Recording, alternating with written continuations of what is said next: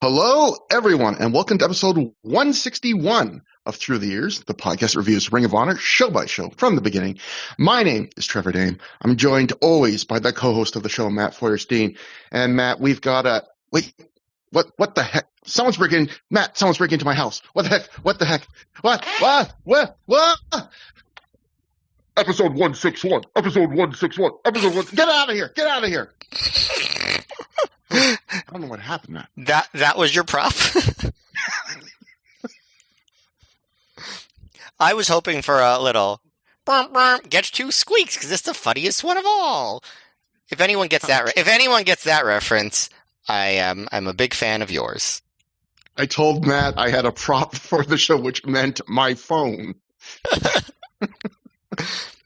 I have that for too. That incredible bit. But yes, this is episode 161. It is finally here. Major show. In fact, so big, we should just get right to it because there's a lot to go through. So I did have a funny bit that was not that, but I can save that for a future show that is better than that. We will get to that at another time. So today we are covering Man Up. Took place September 15th. 2007 at the Frontier Fieldhouse in Chicago Ridge, Illinois, from a reported crowd of 950 fans. I believe, though, that despite this being taped in the middle of September, remember, folks, this was a pay-per-view. This was taped September 15th. It didn't air on pay-per-view until I think like the very end of November. So that was a 2.5 month wait for anyone that was not there live between when you saw the results of the show and heard, oh man, such a good show, and you could actually watch it. So that was a similar length of time between the recording of Driven and the airing of Driven, right? Because that was late June to mid-September, right? And then they record the next. They're taping their next. Like a couple weeks after this, and that one's not until January of 2008, right? So it's I think the pay-per-views got staggered every 2 months. So literally 2 shows from this pay-per-view taping, they're already taping their next pay-per-view. Yeah, I do not envy Gabe Sapolsky during this era, having to keep track of all this, the weird, show-to-show booking plus the pay-per-view to pay-per-view booking. Yeah, I can greatly understand why he got burned out by all this. So yeah, this was, we're going to cover it like we've covered the first 2 Ring of Honor pay-per-views, this being their third, where we're covering the DVD version, which means if you bought the DVD, you got the entire pay-per-view as it aired. So which was back then Ring of Honor was doing 2-hour cheaper pay-per-views. And then you got a whole hour plus, I think it's like an hour and a quarter on this disc of bonus matches that were filmed after the pay-per-view was taped in the same building.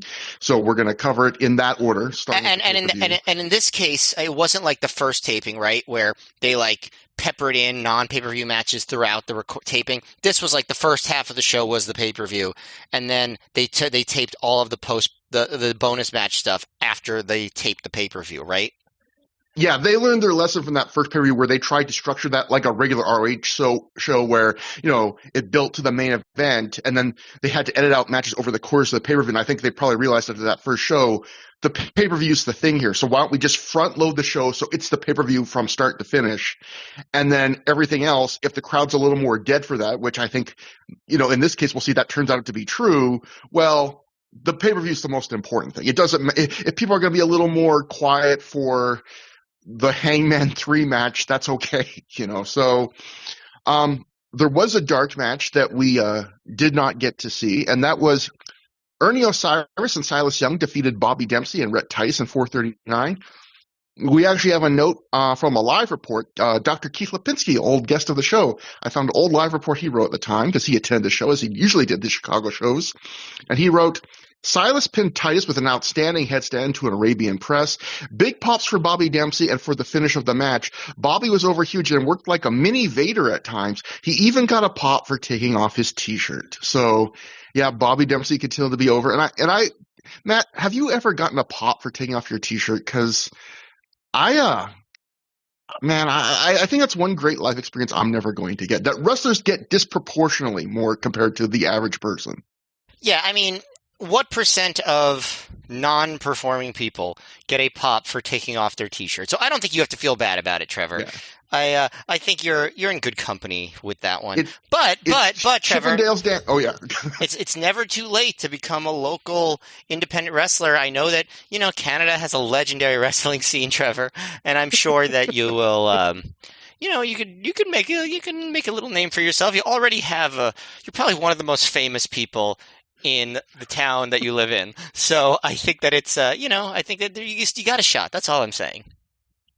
Matt, I will have you know, Brian Kendrick and Chris Masters have both wrestled here this year. So we are a big part of the scene. That's true. I know. And you might be the most famous person that lives there outside of I don't know, the mayor of your town. They're probably more famous than you in the town. But you're probably more you might be more famous worldwide than the mayor of your town. Do you ever think about that, Trevor? Actually, our mayor, until a few years ago, used to be one of the newscasters on our local news show, which our network affiliate. So that wouldn't have been true. But right now, Trevor, as of this moment, you might be more famous than the mayor of your town. Okay, worldwide. How in terms of the number of people in the world who know who you are compared to who know who the mayor of Kelowna, British Columbia are. Think about it. I do feel bad anyone that shares my name, and there are a few people that have to Google themselves and they just get a pile of garbage in the first pages of Google results because of me. What the fuck is this person? I just want to know if anyone's talking about me. And, I play, Division I baseball, and there's some Canadian who won't shut up about wrestling. But anyway, we open. You also say horrible, offensive things all the time. So there is that too. Matt, it's been months. But we open with Naomichi Marufuji already in the ring as Dave Prazak and Lenny Leonard in matching black suits and red ties welcome us to Ring of Honor. So much like the first pay-per-view, even though ROH still isn't doing live commentary, the commentary on the show is all post-produced in Florida, probably a week or two after the show was taped. They still spent the money to fly Lenny Leonard out to Chicago so that fans could have vases to put to the voices they're hearing. Lenny has said that was the reason why they flew him out for a couple of these shows. Prazak talks as Nigel McGuinness makes his ring entrance in the background, and Prazak's telling us, we're starting off with an ROH tradition, the four-corner survival match. Lenny starts talking about tonight's matches between, the main event matches like Takeshi Morishima and Bryan Danielson, until Nigel walks up behind them and he takes the mic. Nigel says he's going to be watching that match very closely because his dream of holding the ROH World title is not dead. It starts here in this ring. The crowd chants for Nigel, and he says he hears them. He has 3 very tough opponents tonight, but he's Nigel McGuinness, and he's in it to win it. So Nigel gets in the ring.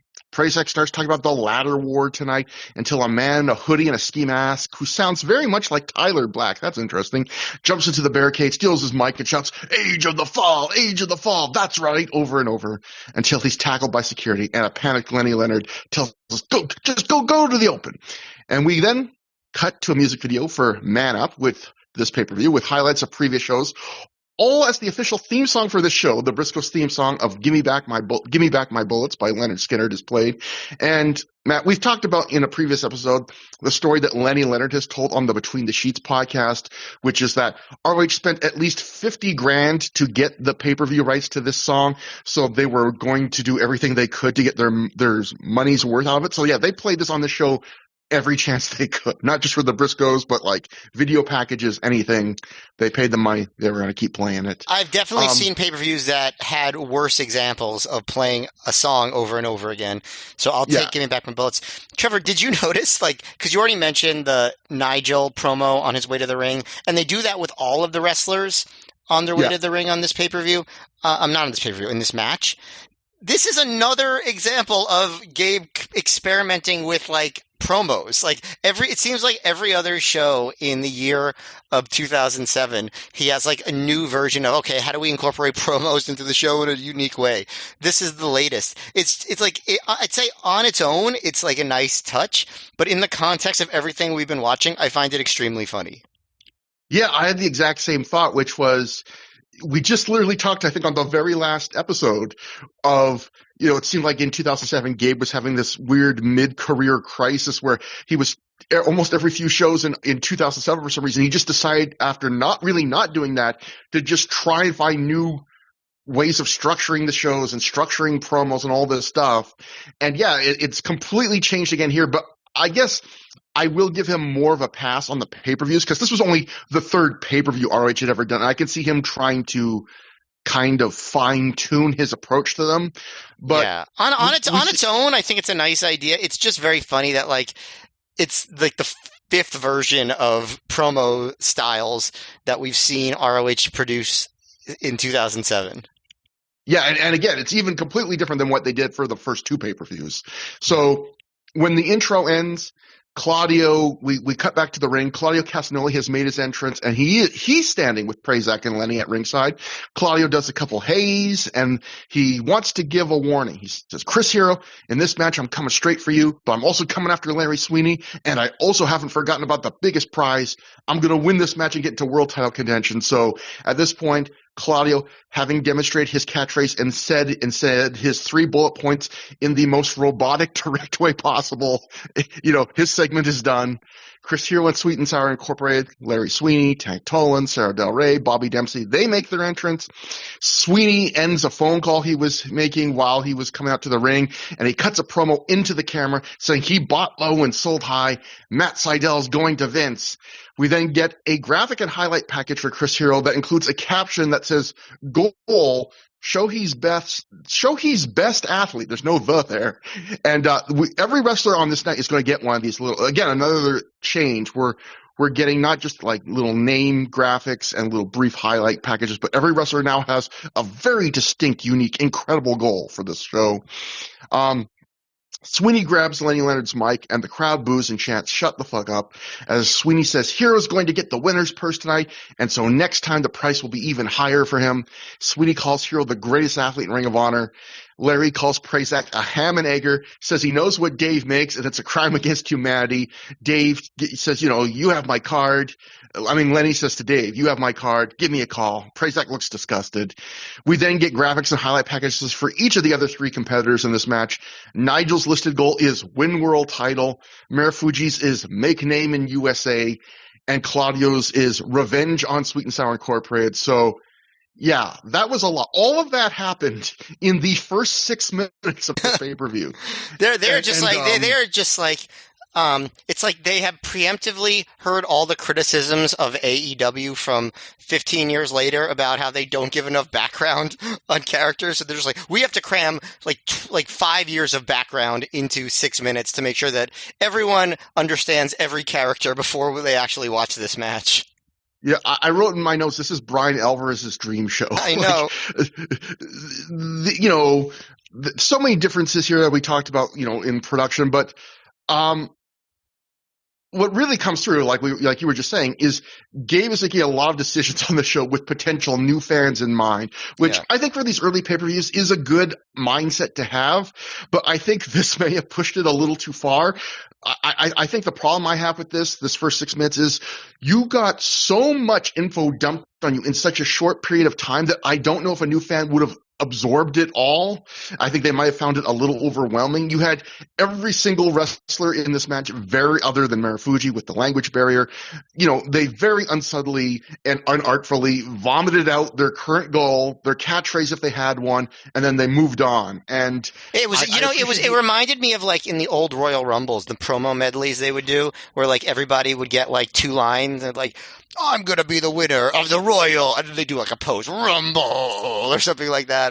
And it made ROH come across like, and I'm not like, it's a minor criticism because like, I think it's like a good idea, but it does make ROH come across as a little bit more cartoony than it usually is because everything seems so simplified. You know what I mean?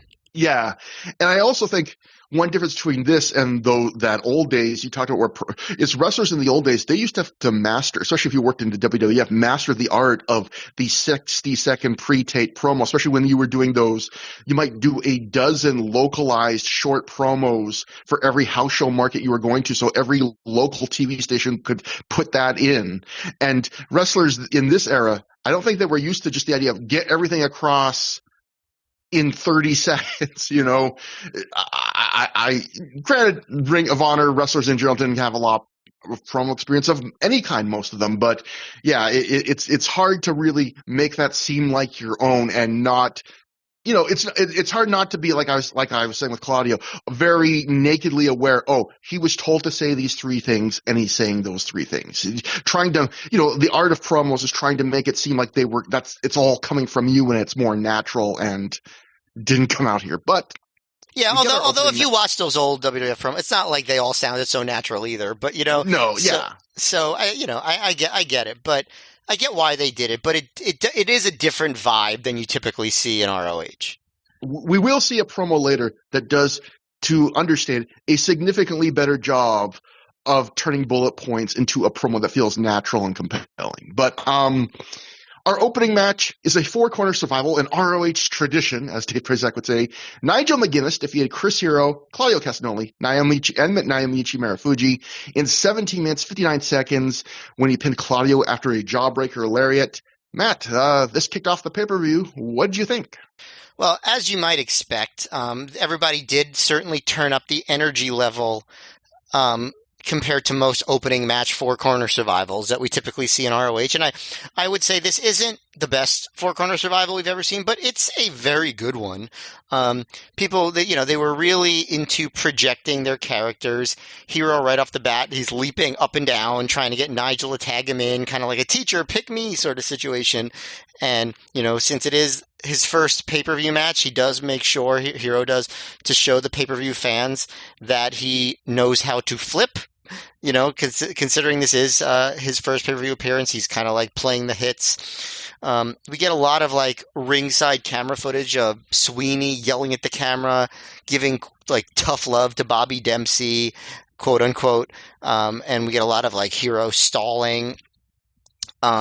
There's some good early sequences with Nigel against Claudio. They always have good chemistry, and I don't think we've seen that match much with this version of either character, so I appreciated that. Nigel's been taking to doing the repeated like kick out of different cradles sequence early in his matches, and he did that again here. As the match progresses, obviously you get the big moves. Nigel does a big leap over the guardrail onto Hero and Claudio.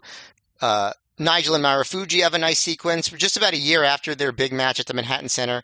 Crazy to think that match was only a year before this, given how long it's been since we talked about it. But it was just a year before this that they have that pretty famous match, so it was nice to see them mixing it up again. But, I'd say down the stretch, it's basically what it usually becomes, which is a lot of big moves, a lot of kickouts. Claudio does a nice and long giant swing on Hero, which the crowd goes really wild for.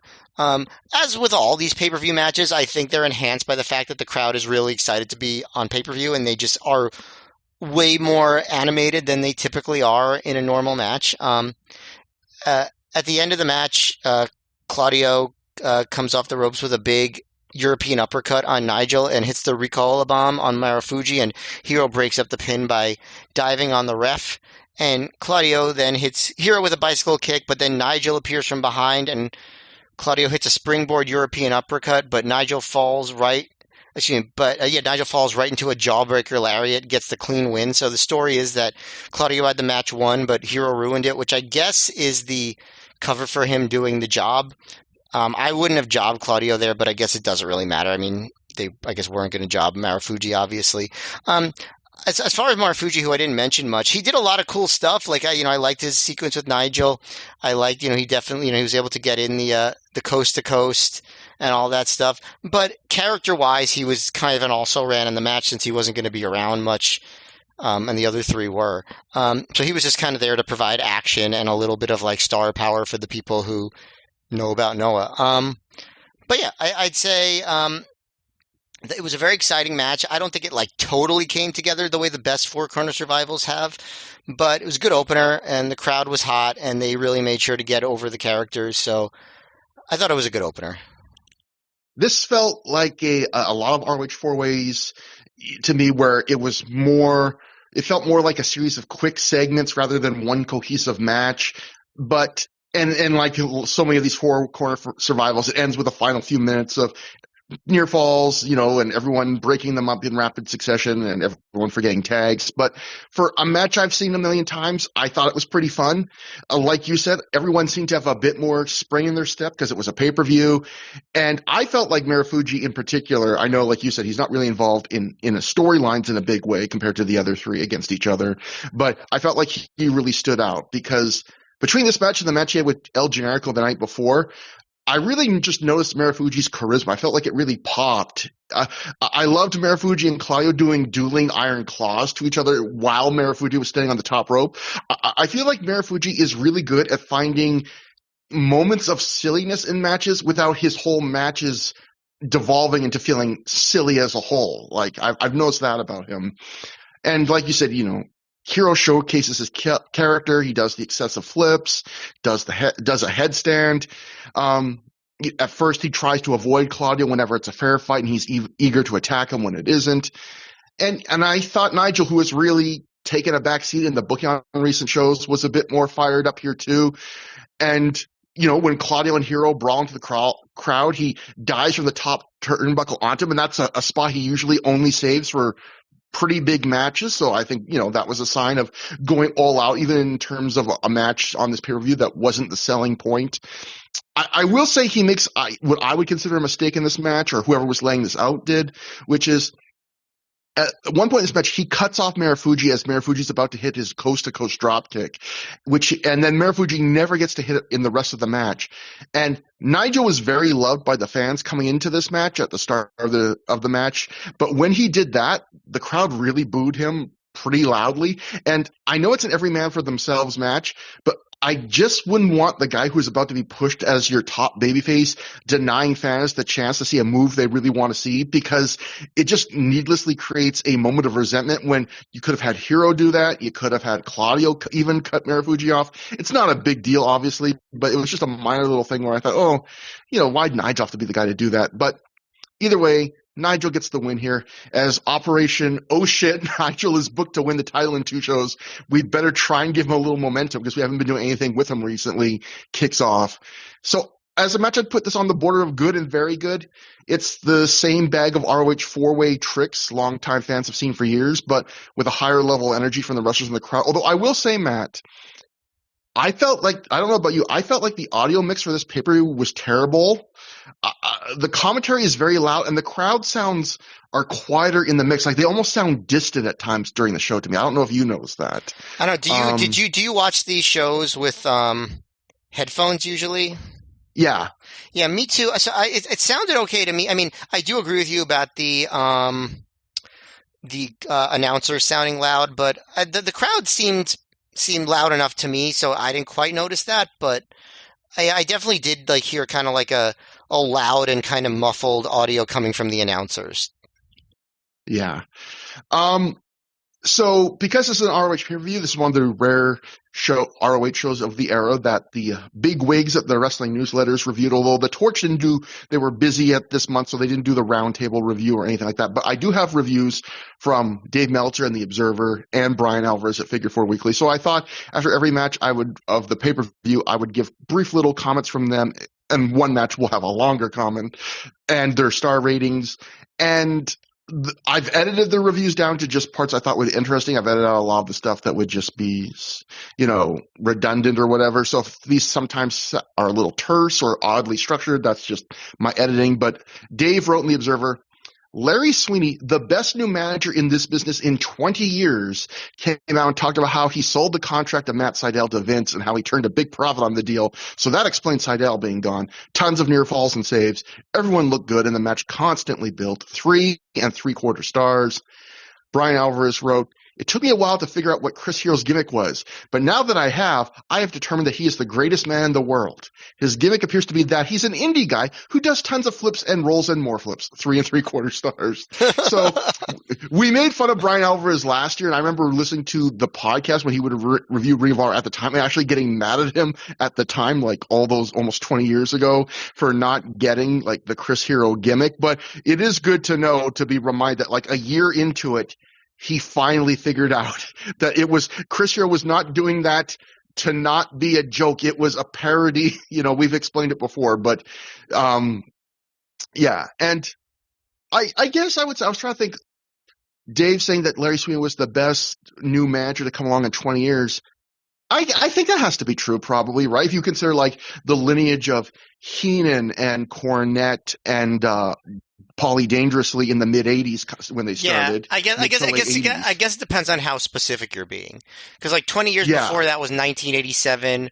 When did Paulie like really get? Yeah. I mean, like just like stuff like that.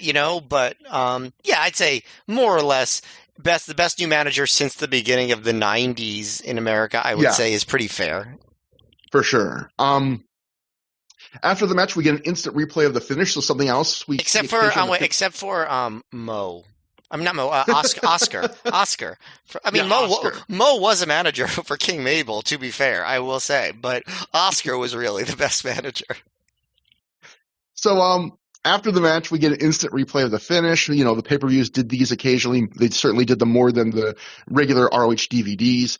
Claudio and the commentator screamed that Hero cost Claudio the match, which to me came off a little hollow because there was a ton of near falls being broken up at the end of this match, like most four-ways. And yes, Hero broke up one by like falling on top of the ref when he couldn't reach Claudio. So I guess that's supposed to make it more egregious and unfair. But I still feel like they were really trying to, to have Claudio save face by saying, Hero cost Claudio the win. But I was like, well, everyone kind of costs everyone the win in these matches. They're everyone for themselves. So I thought, you're trying to stretch it a little, but I get what they're doing. We cut to Bryan Danielson backstage, and he's wearing his eye patch. Bryan says 3 weeks ago, Morishima punched him in the face and detached his retina and fractured his orbital bone. We see the spot that caused it. It's played on the video as Bryan talks. Bryan says the injury has led to one of the hardest times of his career. His mom had to take him to the doctor that next Monday to get eye surgery, and when he came out of it, she was crying. His mom had never seen that part of wrestling before. Bryan says his sister had seen that part of wrestling before because she was there with him when he wrestled Kenta last year and Kenta was kicking Bryan's separated shoulder.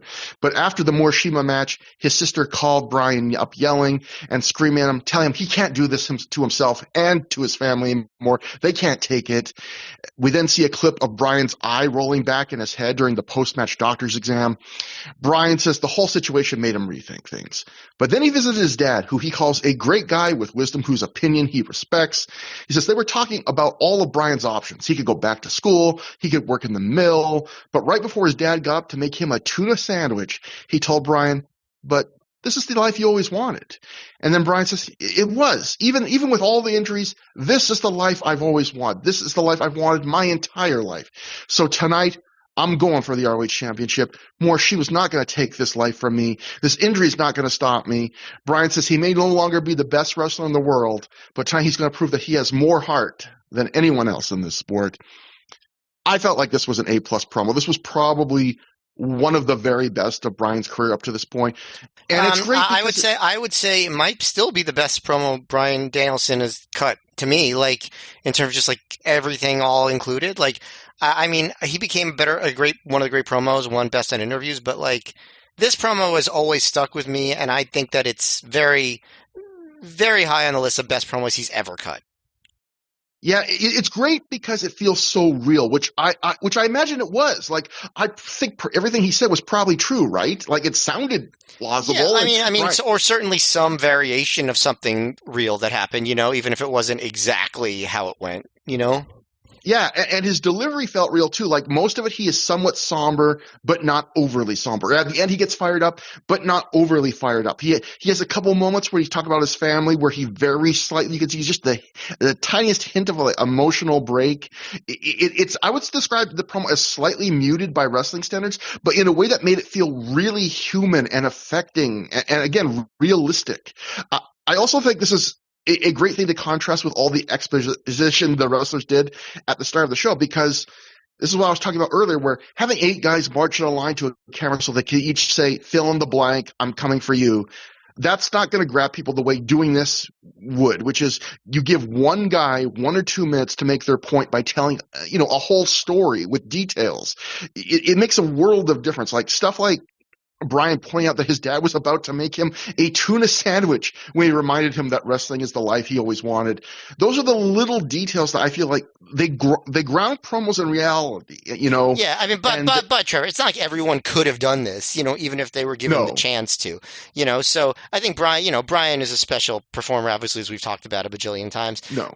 So like he also had a special story to tell at this particular moment in his life. So I think it's not really fair to say that the others should have done something like this because I don't think they could have.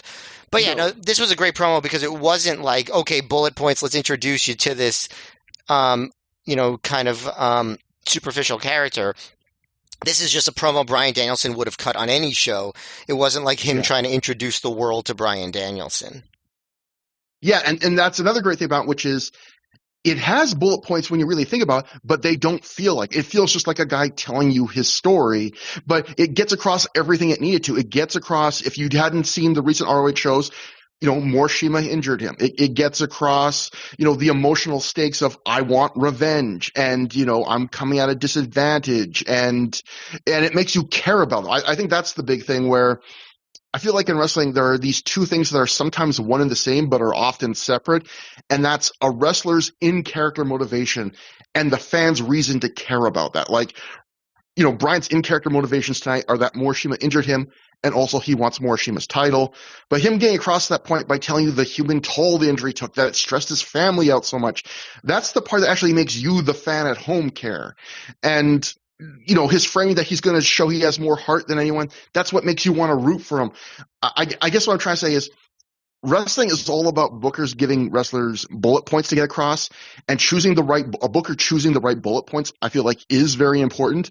But what is just as important is wrestlers having the ability and time to not just regurgitate those bullet points, but I guess to turn those bullet points into paragraphs, And yeah, I agree with you where almost no one else on this roster, maybe no one else on this roster at this time, could have done this even if anyone else had been given another 2 minutes like Brian was here, right? I completely agree with you.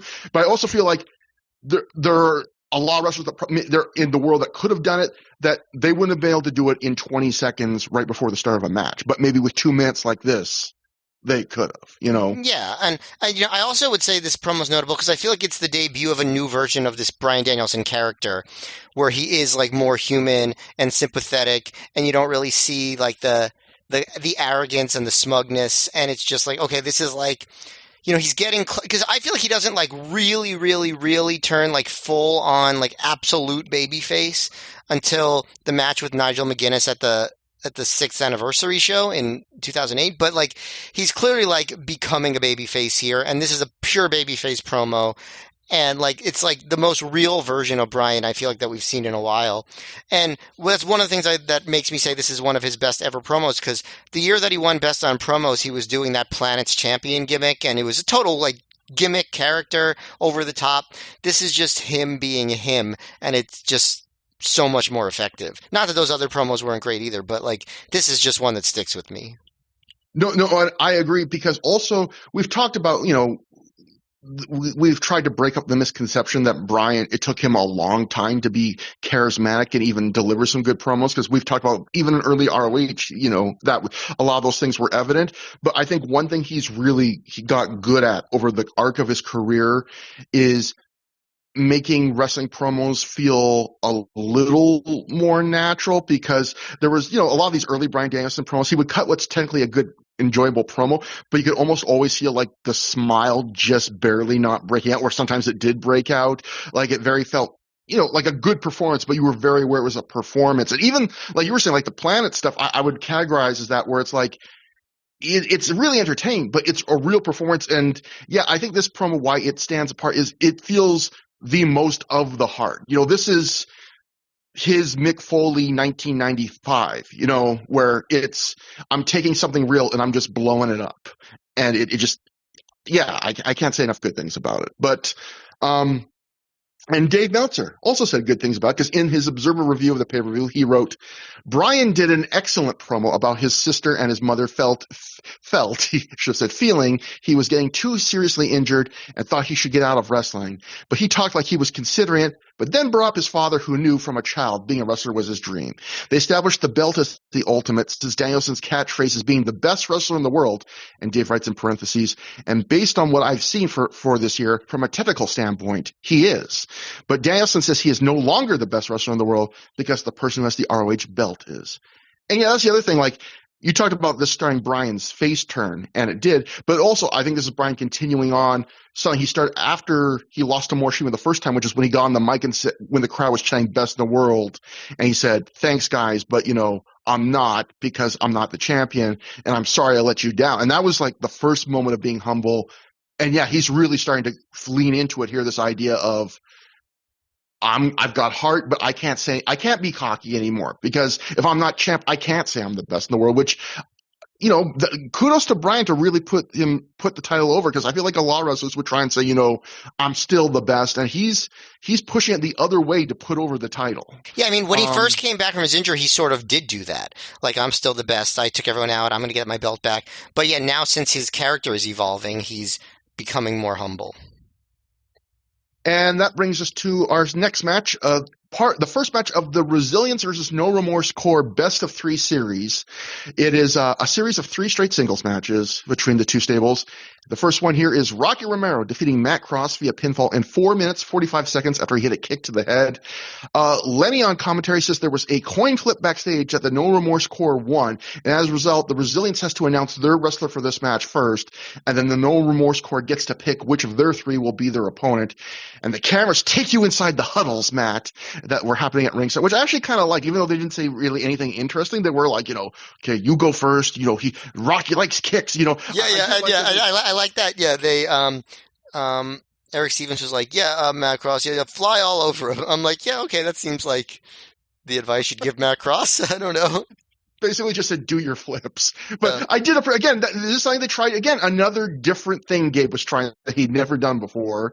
And like a lot of Gabe things in this year, I appreciate the effort, even if the execution is maybe not artful. But, well, this match going short is likely due to the logistics of fitting 6 matches on a 2-hour pay-per-view.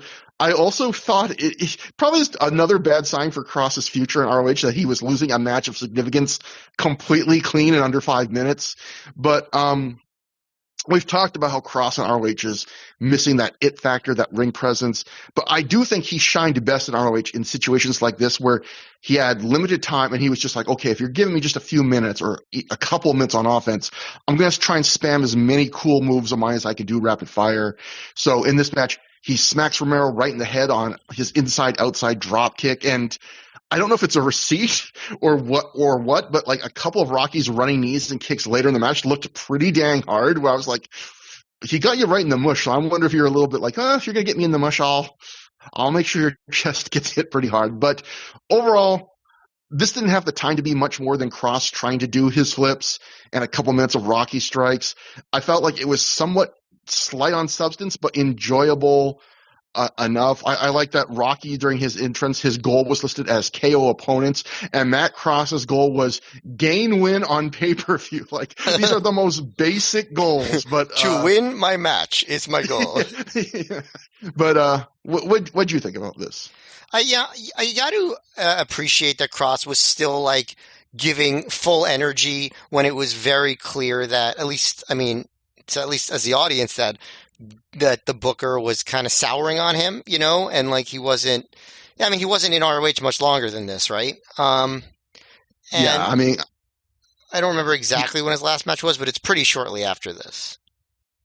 I don't think he really, he loses a loser leaves ROH for 60 or 30-day match in like probably the next month or 2 after this, probably selling to that degree. So, and then I think he does come back, but it's not for almost anything. So yeah. The point is, like, but he still seemed to be like really trying here.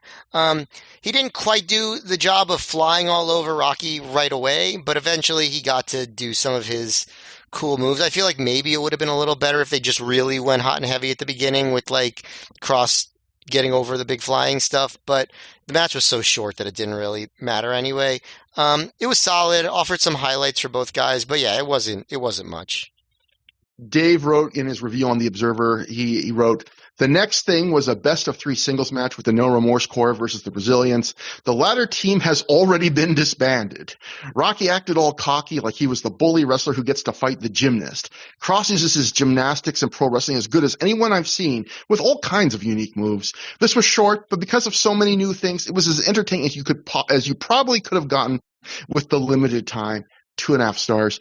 I do think Dave made a good point there that I would probably have forgotten about if I hadn't read this, which is, again, this pay-per-view aired, 2.5 months afterwards. So yeah, if you were just watching the pay-per-views, you were watching a battle between a stable that had already broken up, just sort of like in the, I think the last pay-per-view where fans would have seen Jimmy Rafe challenge for the world title at a time where technically he was already gone from the company. So these time delays get a little weird in that sense. But, and then Brian wrote in the Figure 4 Weekly, Rocky looks like he just beats the shit out of people. Only went about 4 minutes, but fun while it lasted. 2.5 stars. After the match, Roderick Strong gets in the ring. Aries quickly jumps in as well, eager to wrestle him. Aries gets officially announced by Bobby Cruz as the Brazilians' pick for the match, at which point Roddy jumps out of the ring. Davey Richards jumps in. It was a swerve. So I guess the idea was because the No Remorse Corps won the coin toss, they got to pick second for the first and third matches, although I guess on the third match there is no picking because it's a best of 3, and by the third match you're down to one guy for each stable. But I guess they did all of this just to the idea of, they managed to fool Aries because Roddy doesn't want to wrestle Aries, because that feud will continue beyond this. That brings us to the second match of this 3-match series. Austin Aries defeated Davey Richards via pinfall in 13 minutes, 22 seconds with a 450 splash. That's what Cage Match says. Dave Meltzer in The Observer listed this as 11 minutes, 55 seconds, and I checked. Dave is correct. So either this is one of those occasions, which does happen sometimes, where Cage Match got match times wrong, or maybe, and this also happens sometimes, a minute and a half was trimmed from the live version, and Cage Match is using maybe some live result time of it. Either way, both are possible. I probably care more than anyone else, and I don't even care that much. Matt, what did you think about this match? I think this match was 12 minutes. No, just kidding. Yeah, I thought that this was another match that was, I thought, definitely good. Like, I don't think it was everything you'd hope for with these two, but I think this is like the third Aries versus Richards match we've seen in ROH, right? Is that correct? I think so, and I think they've had a match, at least one, I think, apart from this in PWG, so they'd wrestle each other a fair bit. I think this was my favorite of their 3 ROH matches, just because of the character dynamics. Like, it still wasn't great, but I thought, like, it was fun. Like, early on they were, doing sequences where they block each other's signature sequences, whether it be Richards kick combos or the spot where Aries does his trademark head scissors dropkick escape, where Richards finds like new ways to avoid it, and then Aries finds a creative way to eventually get it. I think it's always fun when they play with that sort of stuff. Things do slow down a good amount when Richards is in control. Aries has a few hope spots. Richards keeps cutting him off with strikes and kicks. And then eventually, Aries comes back. He ducks a big forearm from Richards, hits the ropes, hits a roaring forearm, and then Richards goes to the floor, and then Aries hits the heat-seeking missile, which leads to an ROH chant, and we get back in the ring, and we get to some near falls, shinbreaker, back suplex by Aries. The Richards kicks Aries when he's going for the 450 and goes up to suplex him off the top, but Aries knocks him off, so Richards does his cool, like, spectacular kind of like run up German superplex off the for a 2 count, which gets a pretty big reaction. And then eventually, after a few more reversals and stuff, Aries hits the punt brainbuster 450 combo and gets this completely clean win. So not like super memorable or creative finish or anything, but I thought the action was good. It told a basic story pretty well, and the execution was good. So not the most creative match these guys could have, but I still liked it better. I thought their other matches were a little bit disappointing, and I thought this one was pretty good. Yeah, I pretty much agree with you. Meltzer gave this 3.5 stars, and that's right where I come down. I think I'd call that a real strong good. There isn't much distinctive about this match. It's just a good effort back and forth. Doesn't throw everything at the wall, but doesn't feel neutered either. There's a lot of countering each other's signature moves. I count at least 6 instances of that. And while sometimes that can be too cutesy and annoy me, I think this kind of match is the best time to do that, where it's the end of a feud, where wrestlers that have wrestled each other a few times, so it feels natural that they would know each other really well and have a bunch of counters for each other. And they didn't do it in a way that felt overly choreographed either. So I actually liked it in this match, which is a trope sometimes I don't like. But Davey, I noticed also he toned down his goofy heelness and crowd interactions a fair bit in this match, which on one hand is a disappointment because I think he's really good at that stuff and it's entertaining. But it also was probably another case of a wrestler trying to put his best foot forward on pay-per-view and have a more quote-unquote serious match. That's probably why. But one thing I noticed in other matches, and I was like, is this a thing? And this match, I was like, okay, this is a thing. I've got to talk about it, which is one of Davey's finishers in ROH or everywhere was the DR driver, which was referred to as a double underhook brainbuster for those who have never seen it. It basically imagine a double arm DDT where you lift your opponent up so their legs are flying in the air and they land on their head or what looks like on their head, but obviously protecting them. The Death Rider, basically, right? Yeah. Like maybe a bit of a high angle. Yeah, exactly. Death Rider. And one thing that happens in this match that, again, I think has now happened at least a couple of times earlier in the match is Davey hits a move that looks almost exactly like the DR driver. It's basically a DR driver, but instead of a double underhooking his opponent's arms, he just hammerlocks one of them. And the crazy thing is, at least tonight in this match, it looked cooler than the DR driver. Like tonight, this move looked like it killed Aries. The crowd even goes like, ooh, when he hits it. And it gets crazier because immediately after he hits that move, I'm thinking the same thing I've thought when I've seen him do that move before in a few matches, which is, oh, is that supposed to be the DR driver?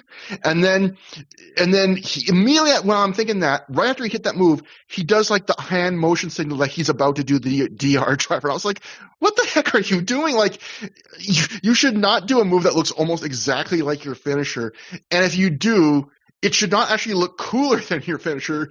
And if it does, you shouldn't do your finisher immediately after you do that move, or in this case, attempt to do it. He doesn't actually hit it. But it's like, there are worse problems in the world, but it was just bizarre to me, like his idea of, I'm going to do a move that looks almost exactly like my finisher. But well, it's like if The Undertaker did a pile driver right before the tombstone. Yeah, exactly. Or like, what if he did the tombstone right before he did That's Incredible? Like the jumping spin. Has the Undertaker ever accidentally hit That's Incredible? Now we have to go and watch go back to the tapes. He's probably gotten a little air, but I doubt he's ever done the spin. No, Undertaker, very conservative, big fan of the no spin zone. But anyway, another criticism. Wow, now that, I mean, he probably was, but it's still quite a dated reference. Hey, but yeah. Isn't Bill O'Reilly back? I don't know. He looks like the Crypt Keeper. He's back. Everything is old is new again. Sure, Bill O'Reilly's back. You heard it here first from the most famous person in Kelowna, British Columbia. Matt, we're doing it live. Anyway, another criticism I have is I felt like there was a spot where there's a spot in this match where Davey, like you said, German superplexes Aries, and then there's another where Aries makes a comeback in the corner where he just starts throwing a million strikes and beats up Davey. And I thought both spots were great. They happened like 30 seconds apart, and I think I'm fairly lenient when it comes to stuff like that, but that was kind of a jarring transition even for me and my like little bit of a leniency there of like, you take a move that big and you're just revving right back up right after, really. But overall, fun match. I agree with you that I felt like this was that their matches had always been lacking something. And while this, I think you hit it spot on where I wouldn't say this is a great match either, but it was like their first match that didn't disappoint me. It felt good enough, and it was their best in ROH. And Aries hit one. I felt like that heat-seeking missile tope he hit in this match. I felt that was one of the best ones we've seen from him in a bit, and they're almost always great. Like that really is one of the most underrated dives in wrestling with that tope where he goes between the bottom two ropes with such speed. He usually makes great contact. It very rarely doesn't look awesome, but this one was especially good. Aries' goal for this match, revenge on Strong, which is weird because he wasn't wrestling Roderick Strong in this match. Richard's goal, I think they just mean like his general life goal. Yeah, I guess. Richard's goal was tap out adversary. But Dave in the Observer wrote for his review, Aries, who is one of the most underrated performers in the business right now, showed great intensity. Aries won with a kick to the head, a brainbuster, and a 450 splash. Great, 3.5 stars. Brian liked this even more. He wrote, Aries is so shockingly great given the fact that he wasn't a wrestling fan growing up. Same with Richards, actually. Awesome stuff, 3 3/4 stars. And that's interesting, too. Occasionally I give out free ideas for people that are better writers than me to do columns. Someone should do a column of best wrestlers who never grew up wrestling fans.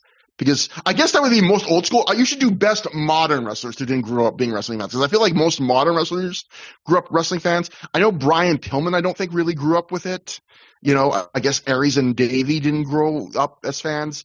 It feels like a modern dynamic where guys who didn't grow up as wrestling fans like got into the weeds of like independent wrestling and just like loving the art of wrestling. Whereas, I don't know if you saw a clip on the Hogan documentary of Kevin Nash talking about like that was the attitude that I thought of when I thought of guys who didn't grow up wrestling fans. He was just like, I watched this shit. I saw this shit when I grew up. I thought it was fake as shit.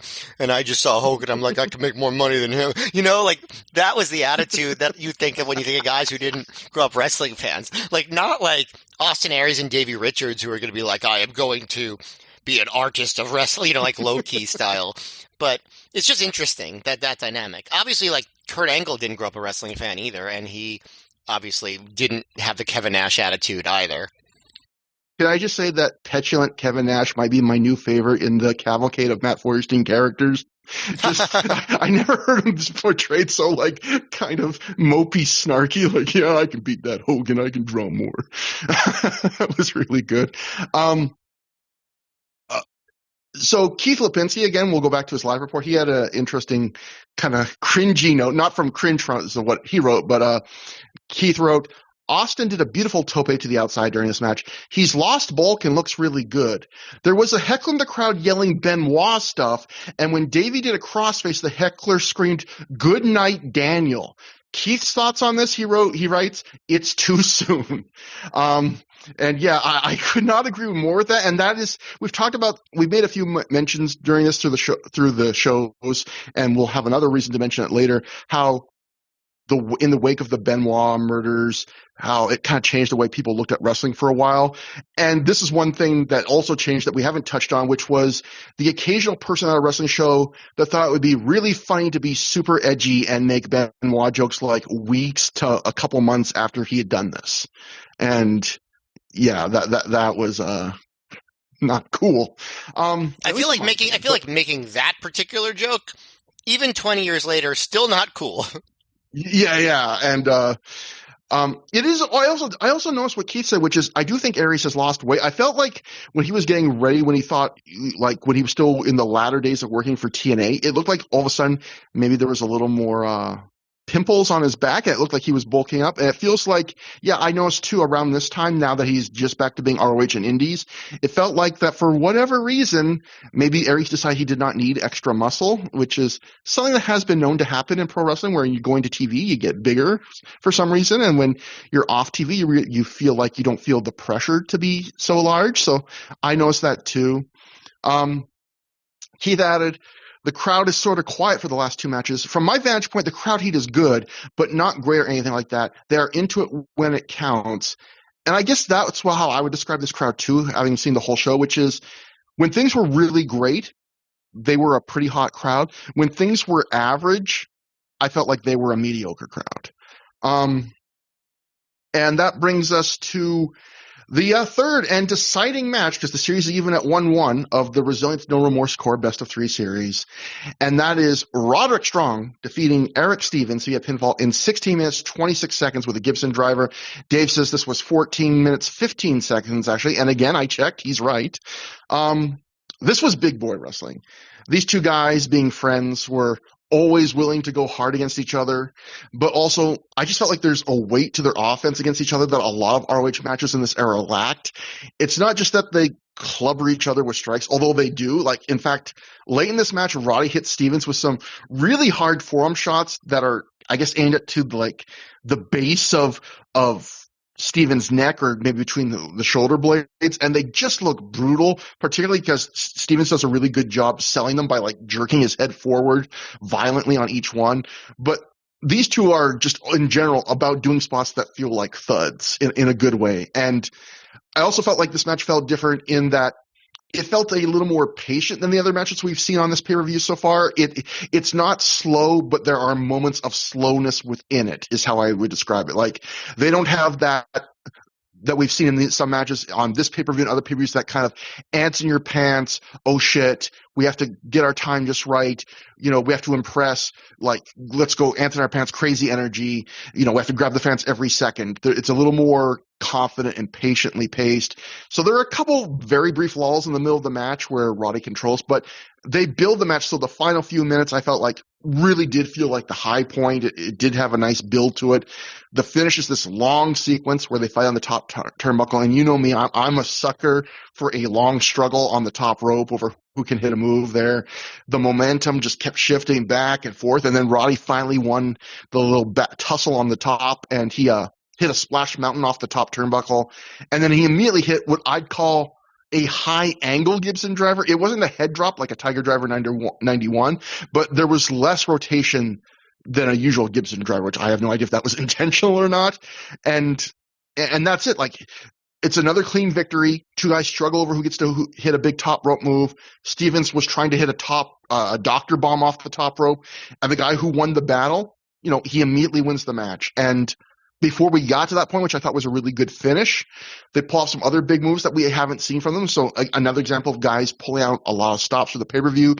Roddy does this pump. We might have seen this before, I'm not sure, where Roddy does a pump handle and he just kind of falls backwards while his opponent's in the pump handle, which means his opponent takes almost like a backdrop driver bump without leaving their feet initially.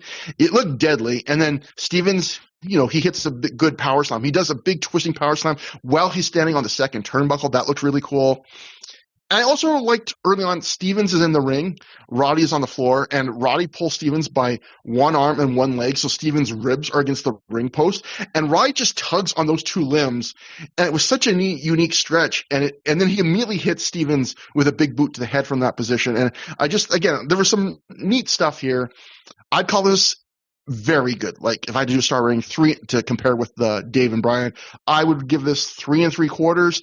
It's not quite great to me, right below that. It's a little bit of the middle, could have been a little bit more engaging to really push it to that top level, next level. But not only was the match really fun, I feel like we don't see a match with a physical vibe like this on every ROH show, so I really appreciated one here. I could talk about the booking in a minute, but Matt, what did you think about the match? I thought that it was a really nice match. Like, I thought that, first of all, the move that Strong won with is basically a move that we haven't seen him do before, right? So like, that was pretty cool. I really liked how hard hitting it was. It felt very different from basically every other match that we've seen on ROH pay-per-view, and certainly on this one, because it was just all about the two guys just, I don't want to say like just hammering each other, basically. Like, it felt old school and new school in a way, because it was kind of like very basic, just like big dudes beating the crap out of each other, but also new school in that, like, it's not the kind of stuff like you would see in American wrestling in terms of that level of like stiffness and stuff over the previous like 15 years or so, unless you're watching like a Vader match or something. And I think it did a good job of getting Stevens over as a tough guy while still making Strong seem like a major star. So yeah, I just thought that it wasn't like a top tier match of the year or anything, but I thought these two guys worked very well with what their strengths were and what their, how they work together. And I know that they'd worked a lot together before even Stevens came to ROH. So it just felt like they played to their strength, I guess is what I'm trying to say. I also thought that Stevens gave some pretty big Morishima vibes with that standing up after the superplex spot. Because Morishima's been doing that a lot. And I thought that worked well for him. Yeah, I really enjoyed this. I thought it was the best match on the show so far. So I did not love the booking of this. Like, as far as the booking, this basically ends the Resilience No Remorse core feud, and I feel like it makes the Resilience look bad, which I guess in the grand scheme of things it doesn't matter, because just as Gabe was giving up on Matt Cross, he was giving up on this entire stable and trying to salvage Aries and to a lesser degree Stevens out of it. But the whole idea behind the Resilience was Aries training up two new roster members to fight the No Remorse core, this group of heels. And here in the Bluff, they lose a best of 3 because both of the new guys that Aries is supposed to train up lose completely clean to heels. The heels don't cheat. And to me, it made the rookies look like they couldn't rise to the challenge. And then that makes Aries look like a failure as a leader and a trainer. Like, you picked these guys, and on the big stage, they couldn't do it. And again, I know Gabe was building up to Stevens beating Roddy at the end of the year, but there were points in this match where the crowd was really getting behind Stevens. And the idea of Stevens on a big pay-per-view being the hero for his whole stable, winning this 3-match series, beating his rival here, that kind of felt right to me. But instead, Gabe is, he's sacrificing the Resilience. He's stacking up more of Stevens' losses to Strong in the hopes that, the payoff for Stevens is going to be bigger at the end. And I guess when we rewatch it, we can make our judgment there. But I still feel like, this whole stable faction warfare, we've talked about all the problems with it, but like, there's another thing where I just felt like, there was another way to do this, but maybe by this point it was too late. So again, even though I'm making these complaints, it might have been too late. So again, maybe you just salvage what you could here. That's how I feel. I feel like it was too late. So I really wasn't like so worried about like, oh no, what are they doing with the Resilience? Like, it was just like, okay, just review this as a match and how to make Stevens look going forward, because the Resilience, I feel like, was already DOA. Not DOA, but dead in the water, I'd say. I mean, they basically, I think in the next couple shows, 2 or 3 or whatever, there's an announcement where they're disbanded and they don't work together as like a 3-man unit again. So I think Stevens and Cross, you'll see them as a tag again, even on the next show. But yeah, this was it as kind of like a collective concern, I think. The goal they put on the screen for Eric Stevens in this match was earn reputation. And Roderick Strong's goal was prove he's better than Aries. My other note from this match, Matt, at one point, a fan shouted at Roderick, "You're going bald, Roderick." And you know what? 19 years later, man still has a good head of hair. Yeah, I made the same observation. Yeah, that guy, I mean, I don't know if he's done anything, but it's certainly not obvious that he has. Yeah, his hair is the same as it was then. If anything, it looks better in some ways.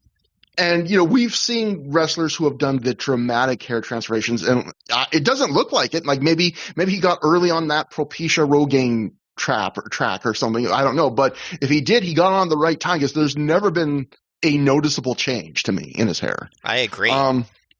So congratulations, the Trevor D trophy for best prolonged hair in wrestling. Roderick Strong, congratulations. I mean, listen, he's looking good, but there are other guys that are in similar situations, so I don't want to necessarily give him a trophy. I feel like Danielson's still doing well hair wise.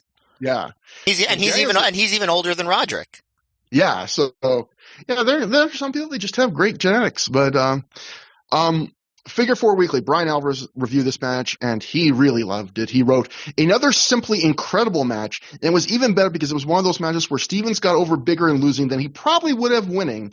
4 stars. I don't know if I quite agree with that, but, Meltzer didn't really say anything interesting about this match. He gave it 3.5. After the match, I think to say that Stevens got over better in losing than winning, you had to have been like Alvarez, having not seen the non-pay-per-view shows where Stevens always comes close to winning and then loses. For us, it's like redundant. For Alvarez, it's probably like, oh, he's on the up. He's an up-and-comer. But like, we just saw this at Death Before Dishonor. We saw it against Morishima the night before. Like, all right, it's like enough of the losing, Eric Stevens. Yeah, and that's a really smart point to bring up, because Yeah, it's worth knowing that, Brian and Dave weren't watching most of the ROH shows this year. They would, Dave would watch certain matches or certain shows if they were really pushed to him by Gabe or something. It was like, this is an important one, this is a big one. And they were now watching every pay-per-view. But yeah, they don't have the experience or the same perspective of people like us who are watching every show. And maybe that's even reflective when Dave made that comment earlier about how, like, it's really fun seeing Cross do all these new moves back to back to back. And, it was fun for me too, but they are not new if you were watching every ROH DVD. There were things he did all the time. But yeah, if you're a guy that's just dropping in and who's seen probably very little Matt Cross at this point, the match is probably more fun because it's like, wow, I didn't know he could do all this shit. But after the match, Prazak tries to sell that we're seeing a star of the future in Eric Stevens, and we get an instant replay of Stevens' second rope power slam.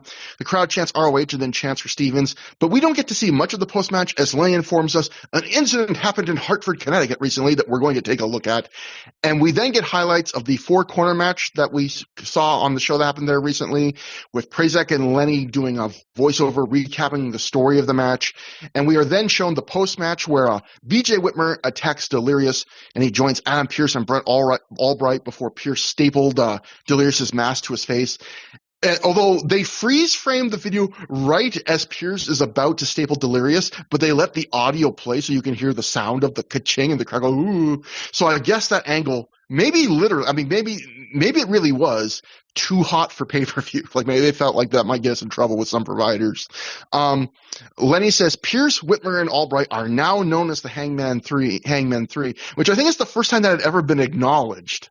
And they spent over 4 minutes recapping this for pay-per-view viewers, so on their limited pay-per-view time, which I guess shows that they, Gabe at this point was still making a concerted effort to get behind these guys. Really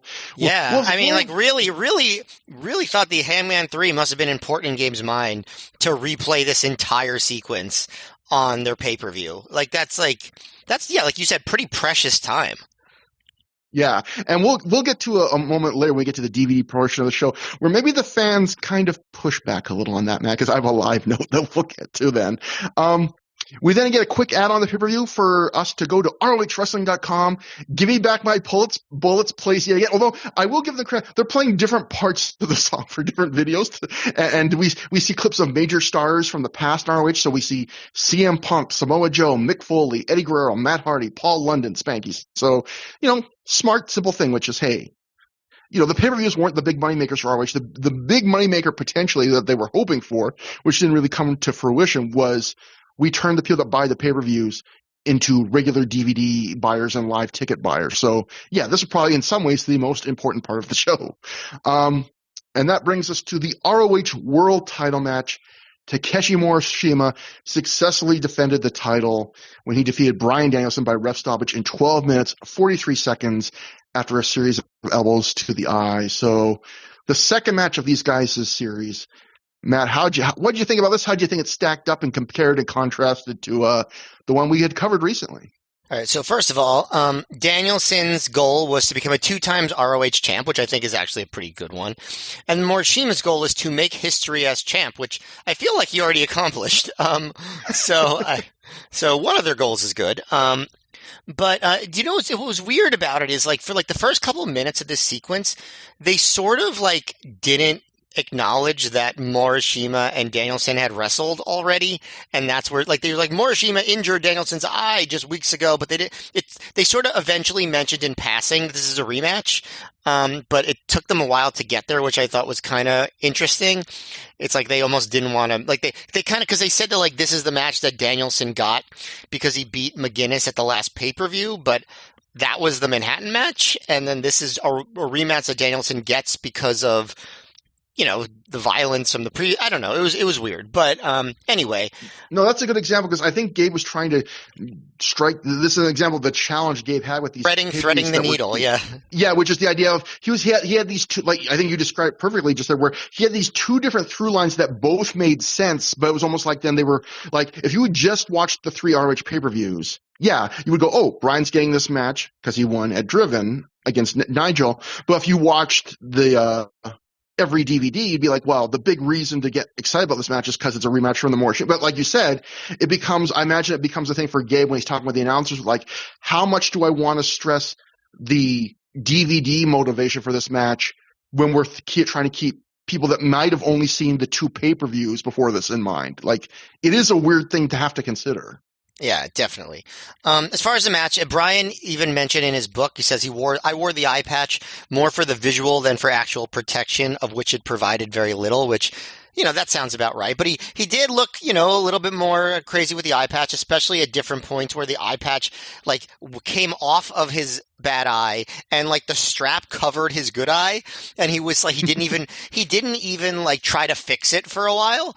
And it made him seem more wild and unhinged. But I actually think that kind of enhanced the match. But what I like is that this is different than the first match, which, you knew with Danielson and Morishima, they weren't just going to play the hits. Like, they were going to be creative and stuff, and they definitely were. Morishima dominated early more than he did in the first match. He didn't get that whole, like, rope-a-dope sequence that we saw in that one with Danielson. He just whips Danielson all around ringside. That's when the eye patch gets moved, and we see the bandage underneath it. And Danielson's comeback begins when Morishima throws Danielson in the ring, turns around to gloat, and then gets hit immediately with a Danielson tope. And, this is when Danielson, he just hammers away at him, kicks him till he falls. The strap is covering his eye. His eye patch is not on the bad eye. He gets caught coming off the top with a missile drop kick, almost like with a power bomb, like pressed by Morishima, which I've never seen anyone counter Danielson's missile drop kick like that before. And, I always love it when I see things that I haven't seen before, but that still makes sense, which I think are really cool.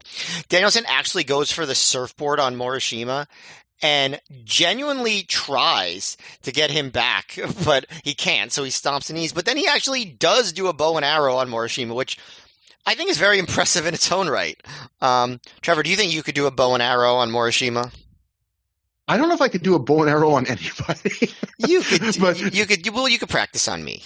Wink, wink. The only wrestling move I've ever done is I put my dad in the sharpshooter and threw his back out.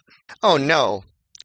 It was a sharpshooter. I put my dad in the sharpshooter too, but his back was okay, thankfully. I put friends in sharpshooters and figure 4 leg locks. Come on. I mean, that's the classics, right? You got to do that. You got to tangle up someone's legs. But yeah, eventually Danielson does fix the eye patch. But then after that, I just like Danielson was just being very aggressive here. He actually gets a lot of offense down in that, like, second portion of the match. He jumps on Morishima's back to try and choke him out. They actually do the 3-arm thing with Morishima, and it stays up the third time. Danielson keeps escaping the backdrop driver. At one point, Danielson escapes and tries to hit the small package like he did in the first match, but Morishima blocks the small package and body slams him, which I thought was really cool. When Danielson went for the belly-to-back superplex in the first match, Morishima fell on top of his face, basically, but this time Danielson actually hit it. And I thought that was just like an incredible spot, obviously for a 2 count.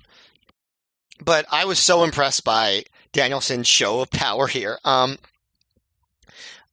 follows up with the elbows. Morishima gets to his feet, so Danielson hits a tiger suplex. Another, I think, pretty incredible show of power. And we get the cattle mutilation. Then we do like that, the kick his head in spot and the triangle choke with elbows, which Morishima just like powers out of with the 1-arm gotch lift.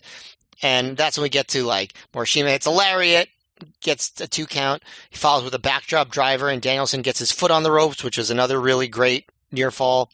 Then Morishima rips the eye patch off, but Danielson actually gets the small package there for a near fall, and Morishima immediately follows with a backdrop driver. And then instead of pinning him, he just starts pounding away at Danielson's eye with forearms and elbows until the ref stops the match and awards it to Morishima to, of course, a big bullshit chant.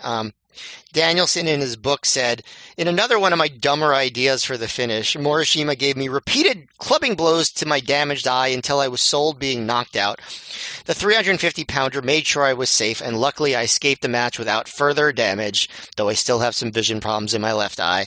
But yeah, I mean, I thought the match was awesome. Like, I like the pace was really incredible. Danielson was brought his character to another level. This is another version of Danielson we haven't seen, with just the aggression and the desperation and a little bit of being unhinged, which we'll see more of in future Danielson and Morishima matches. But also, like, Morishima didn't quite have his number. Like, he was able to escape the backdrop driver a bunch of times, able to get his foot on the ropes. Morishima basically had to just, like, pummel him into oblivion in order to win the match.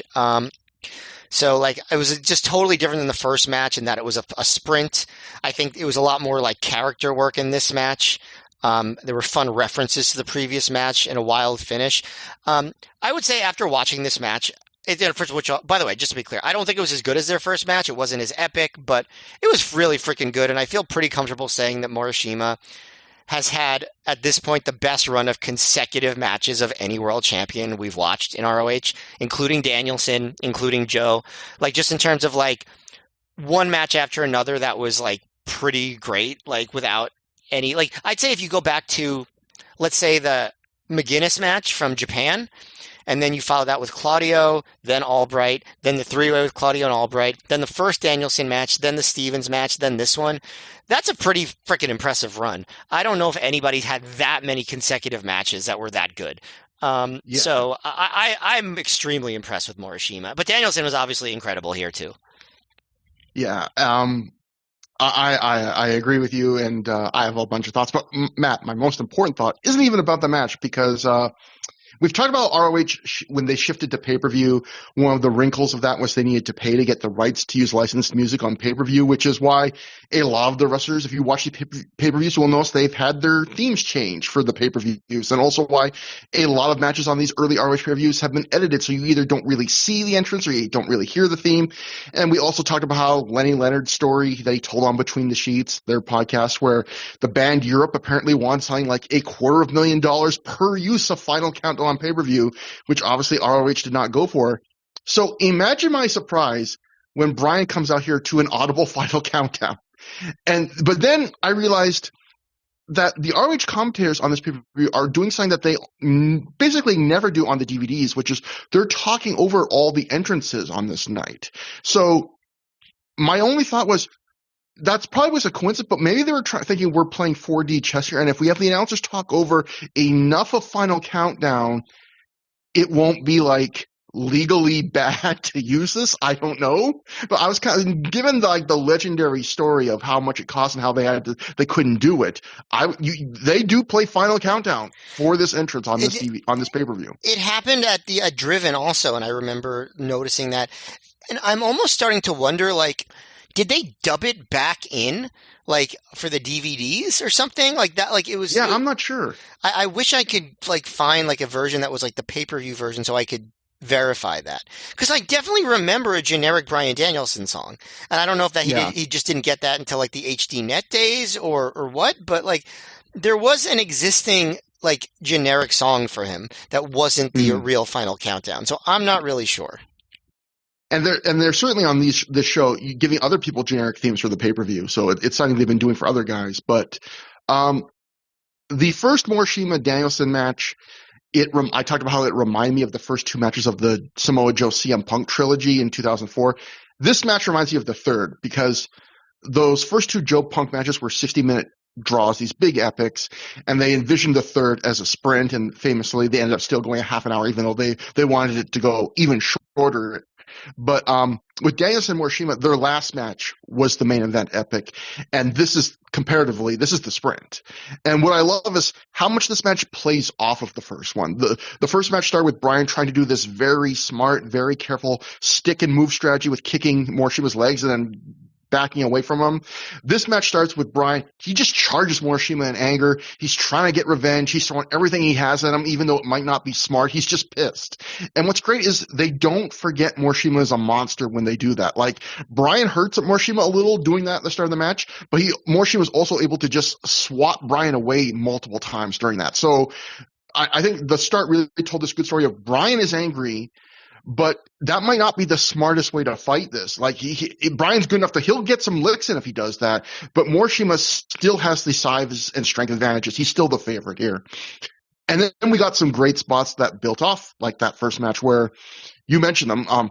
Bryan, when he went for that belly-to-back superplex in their first match, Morishima countered it by falling on him, and that was the move that basically doomed Bryan and led directly to him just hitting his finish and winning.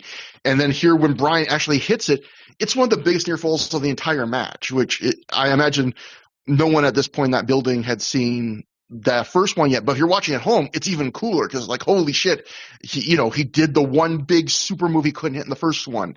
And then, like you mentioned, Bryan goes for a small package, and he actually did it in the first match. This time, like you said, Morishima knows it. He blocks it, and he just blocks it he just refuses to go down. Like, there's no clever counter. It's like, I'm going to outbig you, motherfucker. You're not going to pull me down this time. Although Bryan did catch him by surprise with a small package later, but again, he had to surprise him to get it. We also got a bunch of brand new spots. Again, you mentioned, Morishima catching a flying Bryan and powerbombing him down. Bryan somehow putting Morishima in the bow and arrow, the tiger suplex. There was a fair bit of Bryan doing stuff. Like, you don't think of Bryan as like, I'm going to do big guy spots to guys that are way bigger than me. He doesn't wrestle big guys that way generally. There was a lot of spots in this match of like, I'm going to do everything. I don't care how big this guy is. I'm going to suplex him. I'm going to superplex him. I'm going to try my best to put him in my goddamn submissions. My one complaint is one of the main stories of this match, which is something that commentary expressly tells us, which is that in the name of good sportsmanship, Morishima promised before the match not to go after Bryan's injured eye. And this all plays into the finish, which I really like, where Morishima is so frustrated he can't put Bryan away. He gets mad. He pulls off Bryan's eye patch completely. Bryan still has a big bandage that was taped to his face, so his eye is still blind. And he gets mad and just starts hitting him in the eye over and over again. Basically does the Bryan Danielson finish, but directly to the eye of the repeated elbows, and that's what ends the match.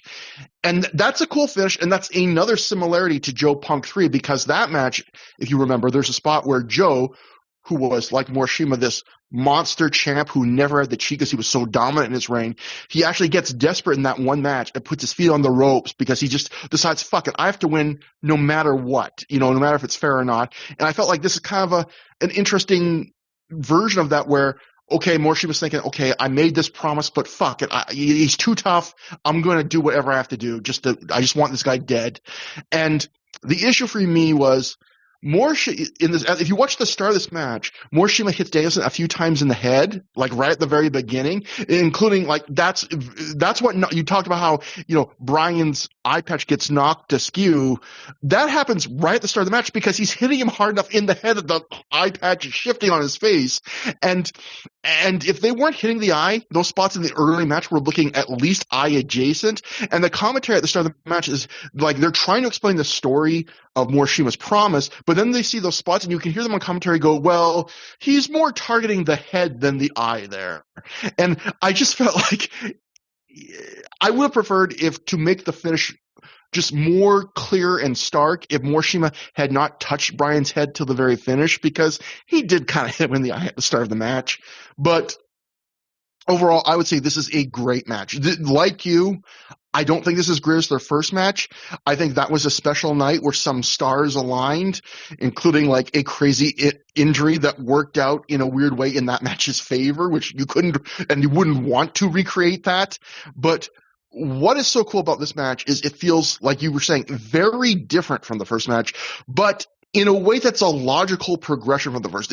Sometimes guys wrestle different matches, different match style in a rematch, but it's like very clear, like we want to mix things up, so we just did it different to do it different. But the reasons why this match are different and the ways it becomes different feel like a logical progression from the first match. Like, of course, Bryan would change the strategy to this because of the way the first match went. And of course, Morishima would do what he did at the end of the match because of how Bryan was taking it to him during the body of the match. So, great match. Really, really good. Best thing on the show so far. And then, so we go to the reviews here. I edited this because Dave had a lot of thoughts on this, but Dave wrote in The Observer, as far as working matches to tell stories, the Bryan Danielson versus Takeshi Morishima match was as good as it gets. And also keep in mind, I believe Dave saw this match before the original Morishima Bryan match. He got a tape of that later. So this was actually his first experience watching them wrestle, which is, again, a weird experience. This is the experience probably a lot of people watching on pay-per-view had, which is this is your first experience to these two guys wrestling each other.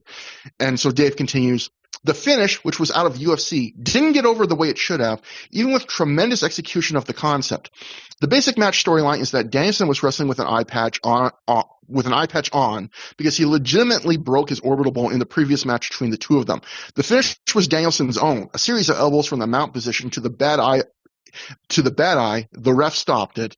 My visceral reaction watching it is the match had a real enough context and execution that my brain was saying the ref should stop it, and that was how the announcers were calling it as well. Still, when the ref did, the crowd booed and took it as a screwjob finish out of a great match because they hadn't been educated that type of finish doesn't exist in pro wrestling.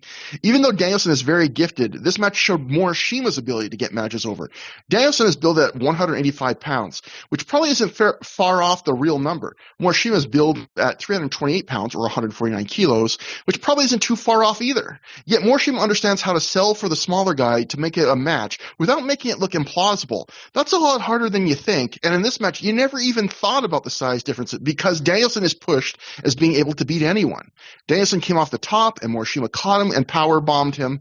As Morishima went for the pin, Danielson used a triangle. The same spot Undertaker can't get over was way over, but then again, this is the audience that will accept it. 4.25 stars. So, Matt, we've come a long way, baby, because we used to talk about in the early days of Through the Years, the points where like Dave would review a ROH match and go, well, this was good, but they wouldn't have done it this way in WWE.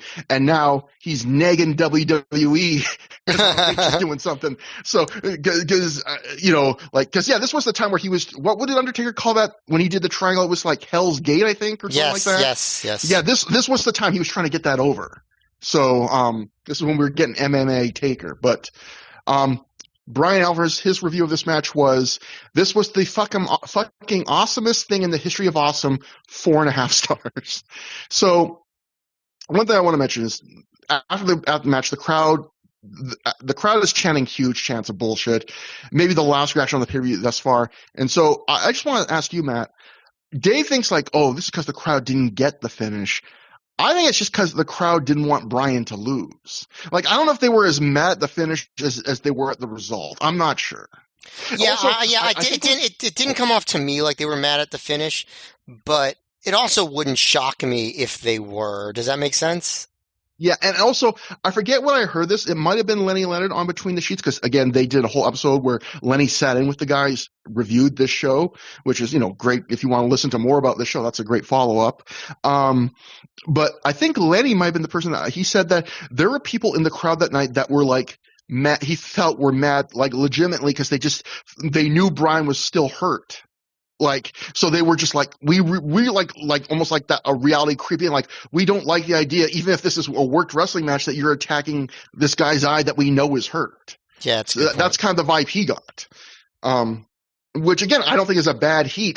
So yeah, I don't know if the crowd was quite feeling it the way, to the extent Dave felt, but who knows? I can't be sure. I wasn't in the crowd. I'm not in their heads, but we then get a Briscoe Brothers versus Steen and Generico hype package set once again, Matt, to you guessed it, give me back my bullets, with on-screen graphics. I like that they not only showed clips of all the matches they've had in the feud, but they showed they had little on-screen graphics telling you every city those matches were in, which I like because it really did give you that vibe of like, oh, these guys have been everywhere. Which I like. It made ROH seem a little more big time. Like, hey, they had this match here, they had this match here, and you're seeing the end here on tonight if you bought this pay-per-view. And that brings us to the main event of the pay-per-view, the ROH World Tag Team Title match, a ladder war, the first ladder match in ROH history. The Briscoes, Jay and Mark, successfully defended the titles when they defeated El Generico and Kevin Steen in 27 minutes, 26 seconds. There are different eras in ladder matches. I would say Shawn Michaels versus Razor Ramon kicked off the first era at WrestleMania 10, even though that wasn't the first ladder match in wrestling history. Stampede Wrestling had done them decades earlier, and it was the first ladder match that inspired people to be like, we need to see more ladder matches, I would say. Yeah, exactly, because it wasn't even the first WWF ladder match, because people of our era that were big time WWF video geeks would remember Smack 'em Whack 'em, was a very favored rental tape at the time because it had the VHS exclusive Shawn Michaels versus Bret Hart ladder match from 1992, which is not as good as you might hope, but still a good match. So yeah, and like you said, Shawn versus Razor at Mania 10. It wasn't the first one, but it was it's the reason we got so many ladder matches afterwards.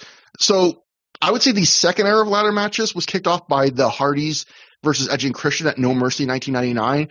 I feel like that started the trend of ladder matches becoming more of the realm of 4 to 8 people rather than singles matches. I think you can draw a real through line from there to the modern age where ladder matches are more like TLCs or Money in the Bank with a whole bunch of people.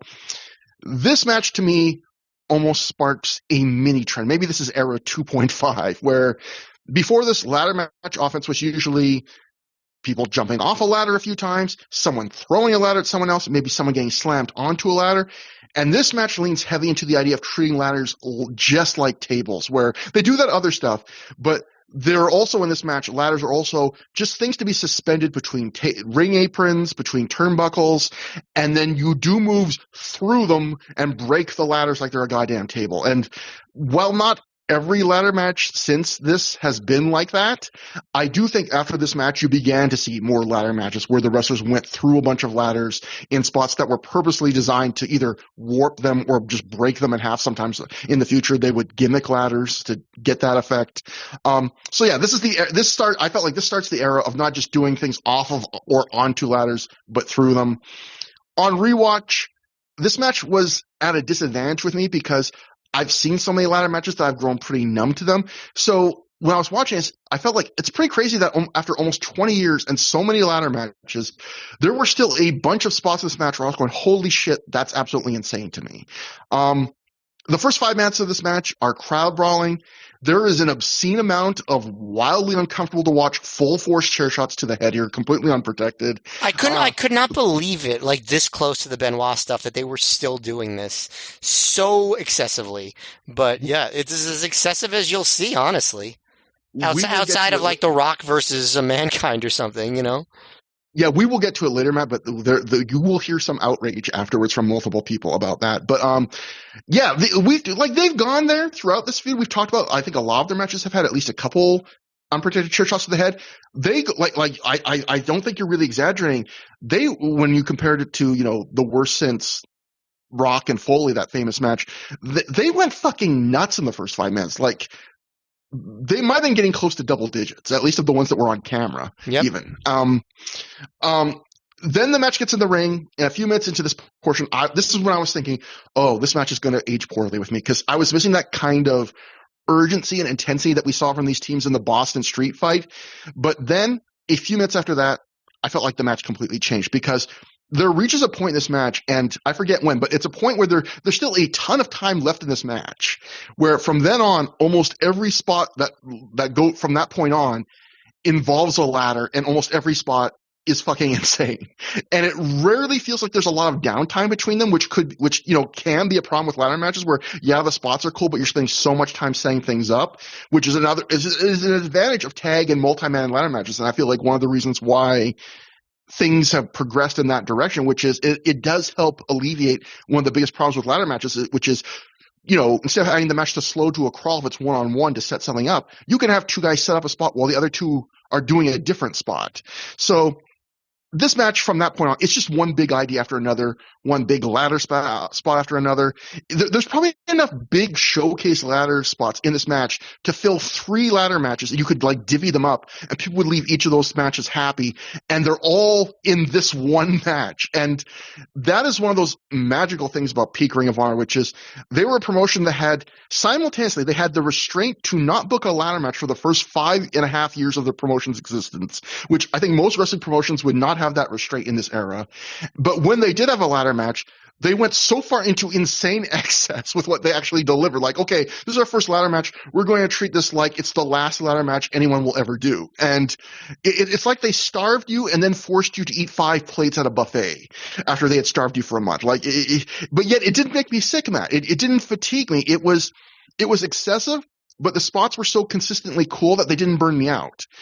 And so and I could go down the spots, maybe I can later, but I'm sure you kept a bunch in mind. But I will just say the biggest tragic flaw in this match is that they were so close to nailing something that many ladder matches whiff on, which is having a finish that isn't anticlimactic. Where how many ladder matches have we all seen where the match is going really good, but the end seems either kind of abrupt, or it comes after like the 11th coolest spot in the match, or you see the finish coming from a mile away because it's just clear that no one's going to be able to catch the person.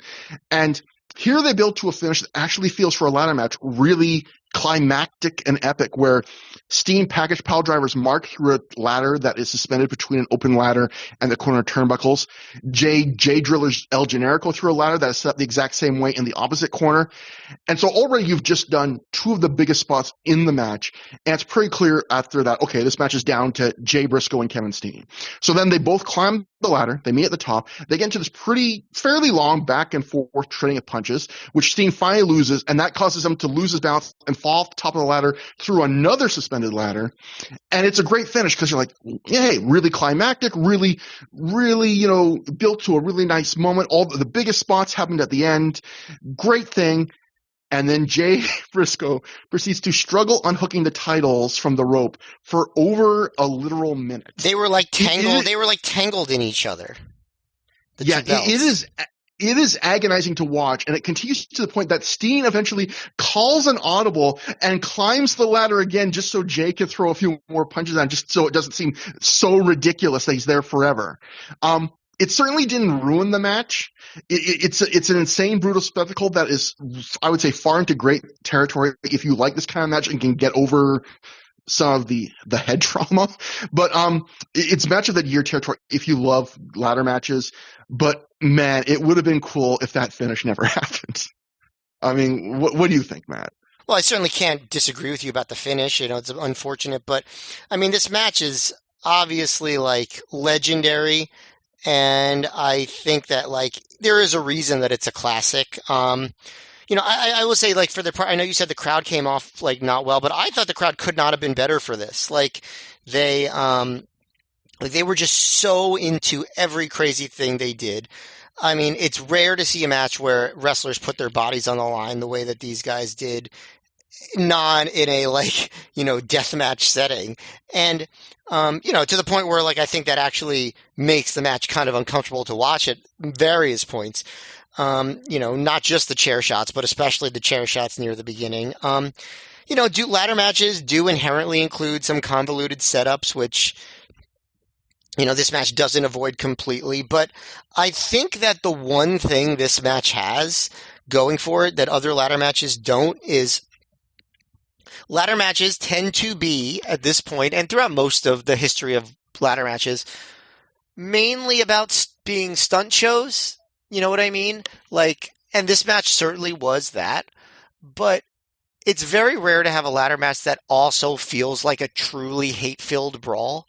And I know you said that early on there was like a lack of intensity that you saw in the other matches, but like I think throughout this match, it still felt like these two teams hated each other and didn't just want to win, but wanted to destroy each other.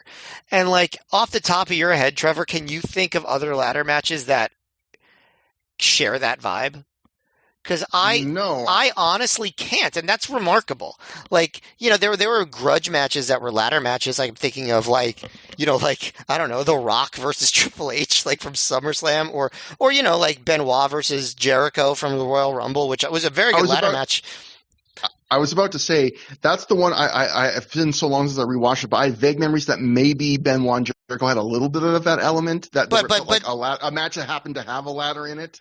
But just a little bit. Like it was like it was a grudge match, but it wasn't like a hate-filled blow-off brawl.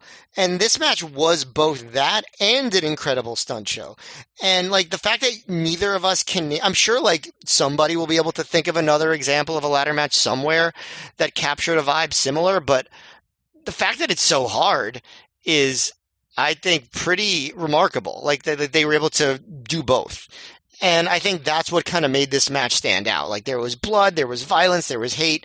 And yes, there were tons of crazy spots, which you mentioned that I made a list of spots, and I can go through my list of spots. of ladder spots for sure. There is, let's see, where did the ladders stuff begin? So we get an awesome springboard dropkick out of nowhere that knocks Steen off a ladder. The crowd starts chanting, "Please don't die," as Mark climbs up the ladder. And Mark is already bladed, and Steen knocks him off the apron by knocking a ladder into Mark's head. We get the Briscoes doing their usual Beal, like, you know how like they've been escalating the El Generico Beals through time to the point where in New York they threw him all the way into the aisleway onto Steen. Well, this time they throw him into the ladder that's propped up in the corner. So then there's that ladder is completely smashed, like that. Like, so you mentioned people going through ladders, but Jay climbs up and Steen pushes the ladder backwards onto the same ladder that Generico got thrown through. So Jay went through the broken ladder. Then we get Steen doing a belly-to-back suplex on Jay onto the ladder. Then we get a spot where Generico Haluva kicks a ladder into Jay, and then Steen awesome bombs, according to Prazak, Mark onto a ladder that's propped between the ladder and the apron. I thought it was very funny that Prazak was still calling it an awesome bomb. I don't know if maybe was this shortly after Mike Awesome died or something, and so they were like honoring him, because that's something that I kind of thought of, like why they would call that. He passed away February 17, 2007. So yeah, it would have been that same year. So less than a year before. So that I'm assuming that's why they did that, to honor Mike Awesome. Let me see, where did I leave off? Oh yeah, so then Steen climbs up and Jay desperately returns to the ring, knocks over the ladder, and hits a really awesome released German suplex on Generico.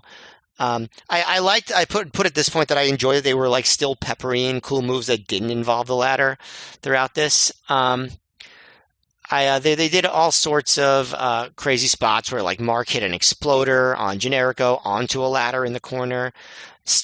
Jay hit Steen with a Death Valley driver onto a ladder lying on its side, which in some ways might have been the craziest ladder spots so far, like being like slammed onto the side of a ladder. Mark hit a shooting. That's one of those spots where. No. Go ahead. That's one of those spots where it's stupid in a really profound way, because like it doesn't really look different, and the crowd would probably like it either way. But it must hurt so much more. So much more. Like you're just doing it just to say like. Fuck ourselves. Yes. Like, yeah, I'm the craziest motherfucker that you could watch. Yeah, that's what you're trying to say to the fans. Mark hit a shooting star press onto a ladder onto Generico. Then Jay teases doing a splash onto Generico, but instead he turns and leg drops Steen through through a ladder on the floor.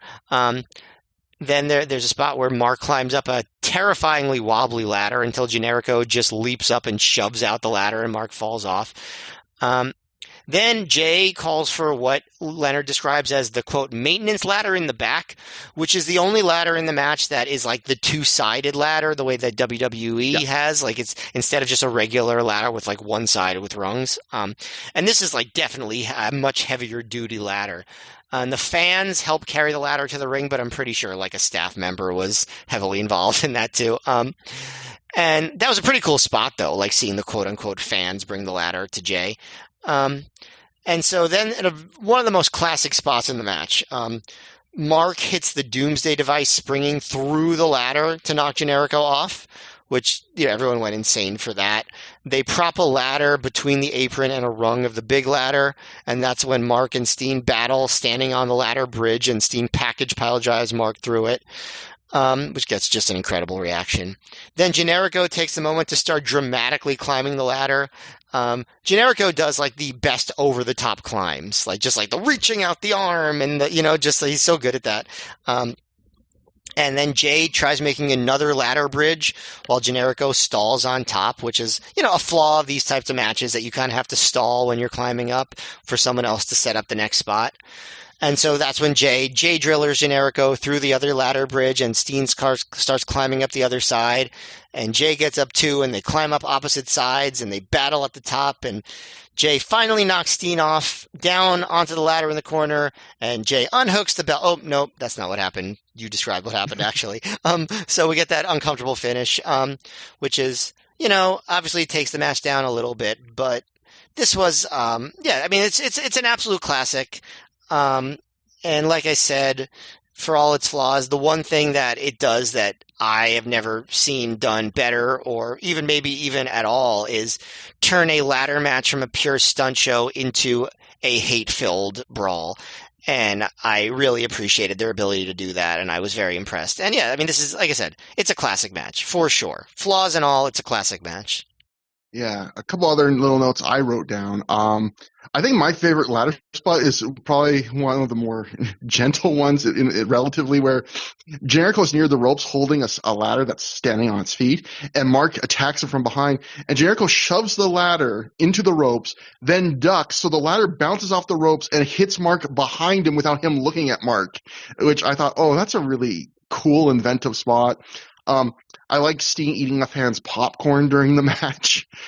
Matt, you are a Ring of Honor. You were at the time a connoisseur of attending events. Did you ever have snack? Did you ever buy a bad piece of pizza or a box of popcorn at one of these shows, or did you always not? I usually didn't, but I feel like at least a couple times I had the pizza in Philly. They would order pizzas from somewhere, and honestly, I didn't think they were bad. They weren't hot because they were just pizza, but I felt like they were usually fine. I feel like I have standards for pizza, and I do not think it was particularly bad pizza. Matt and I, we're gonna do a tour where we just go to indie wrestling shows and judge their pizza. We'll create a scale, but I'm still trying to get Trevor out here to do a pizza tour, but it's gonna happen one day, Trevor. So the other thing I know, I am not more famous than the mayor of my city, unlike you.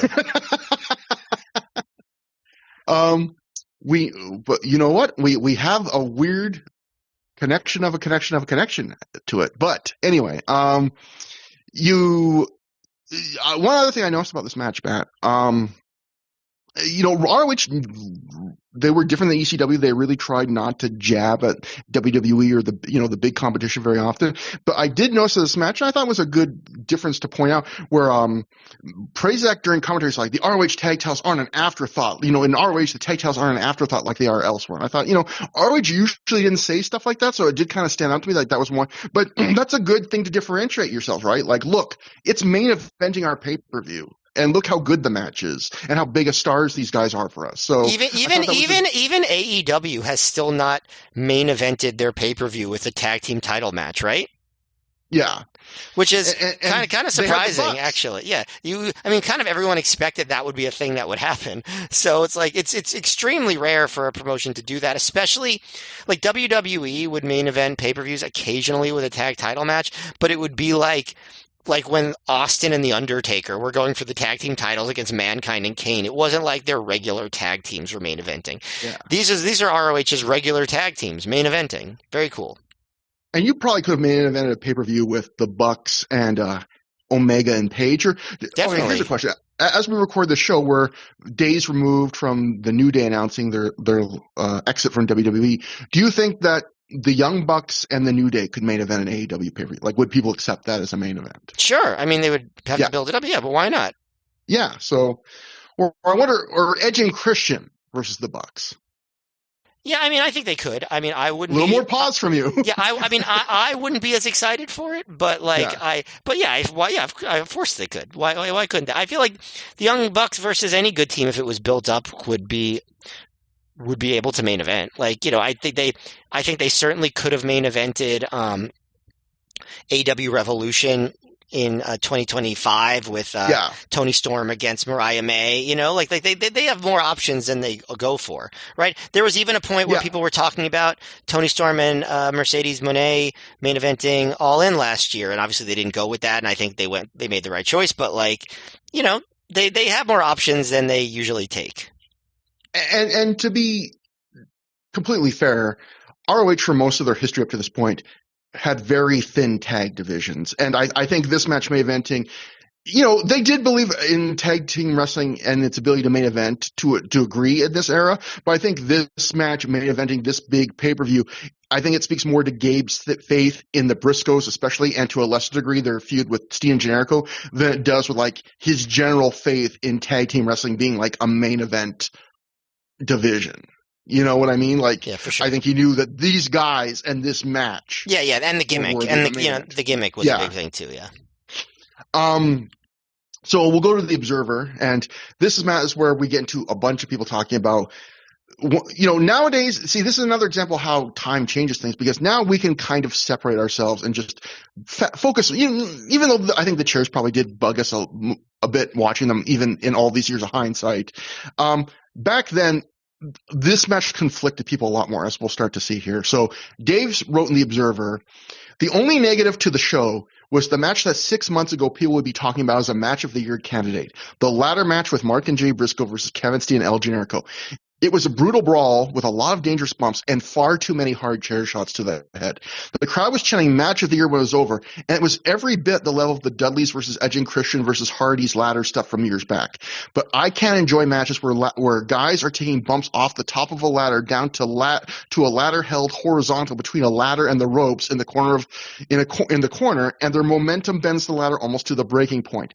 Danielson versus Morishima, the way it was worked, gave the illusion of viciousness and brutality because of selling and psychology, but they did it without complete destruction of their bodies. Now, I'm going to pause Dave's review here for just a second and say, I know what Dave is trying to say here, but it seems weird to make that comparison where the previous Danielson versus Morishima match had an injury that was serious and far more serious than any injury suffered in this ladder match. Yep. Yeah, no, I was thinking the same thing. You're totally right. Like, you know, a lot of the worst injuries happen during normal wrestling matches. Like, I still think that doing a match the way that the Briscoes and Steen and Generico did here was tempting fate in a way that you don't need to do, but you can't really make the claim that the style of wrestling that Bryan Danielson or Morishima did was like totally innocent and harmless either, you know?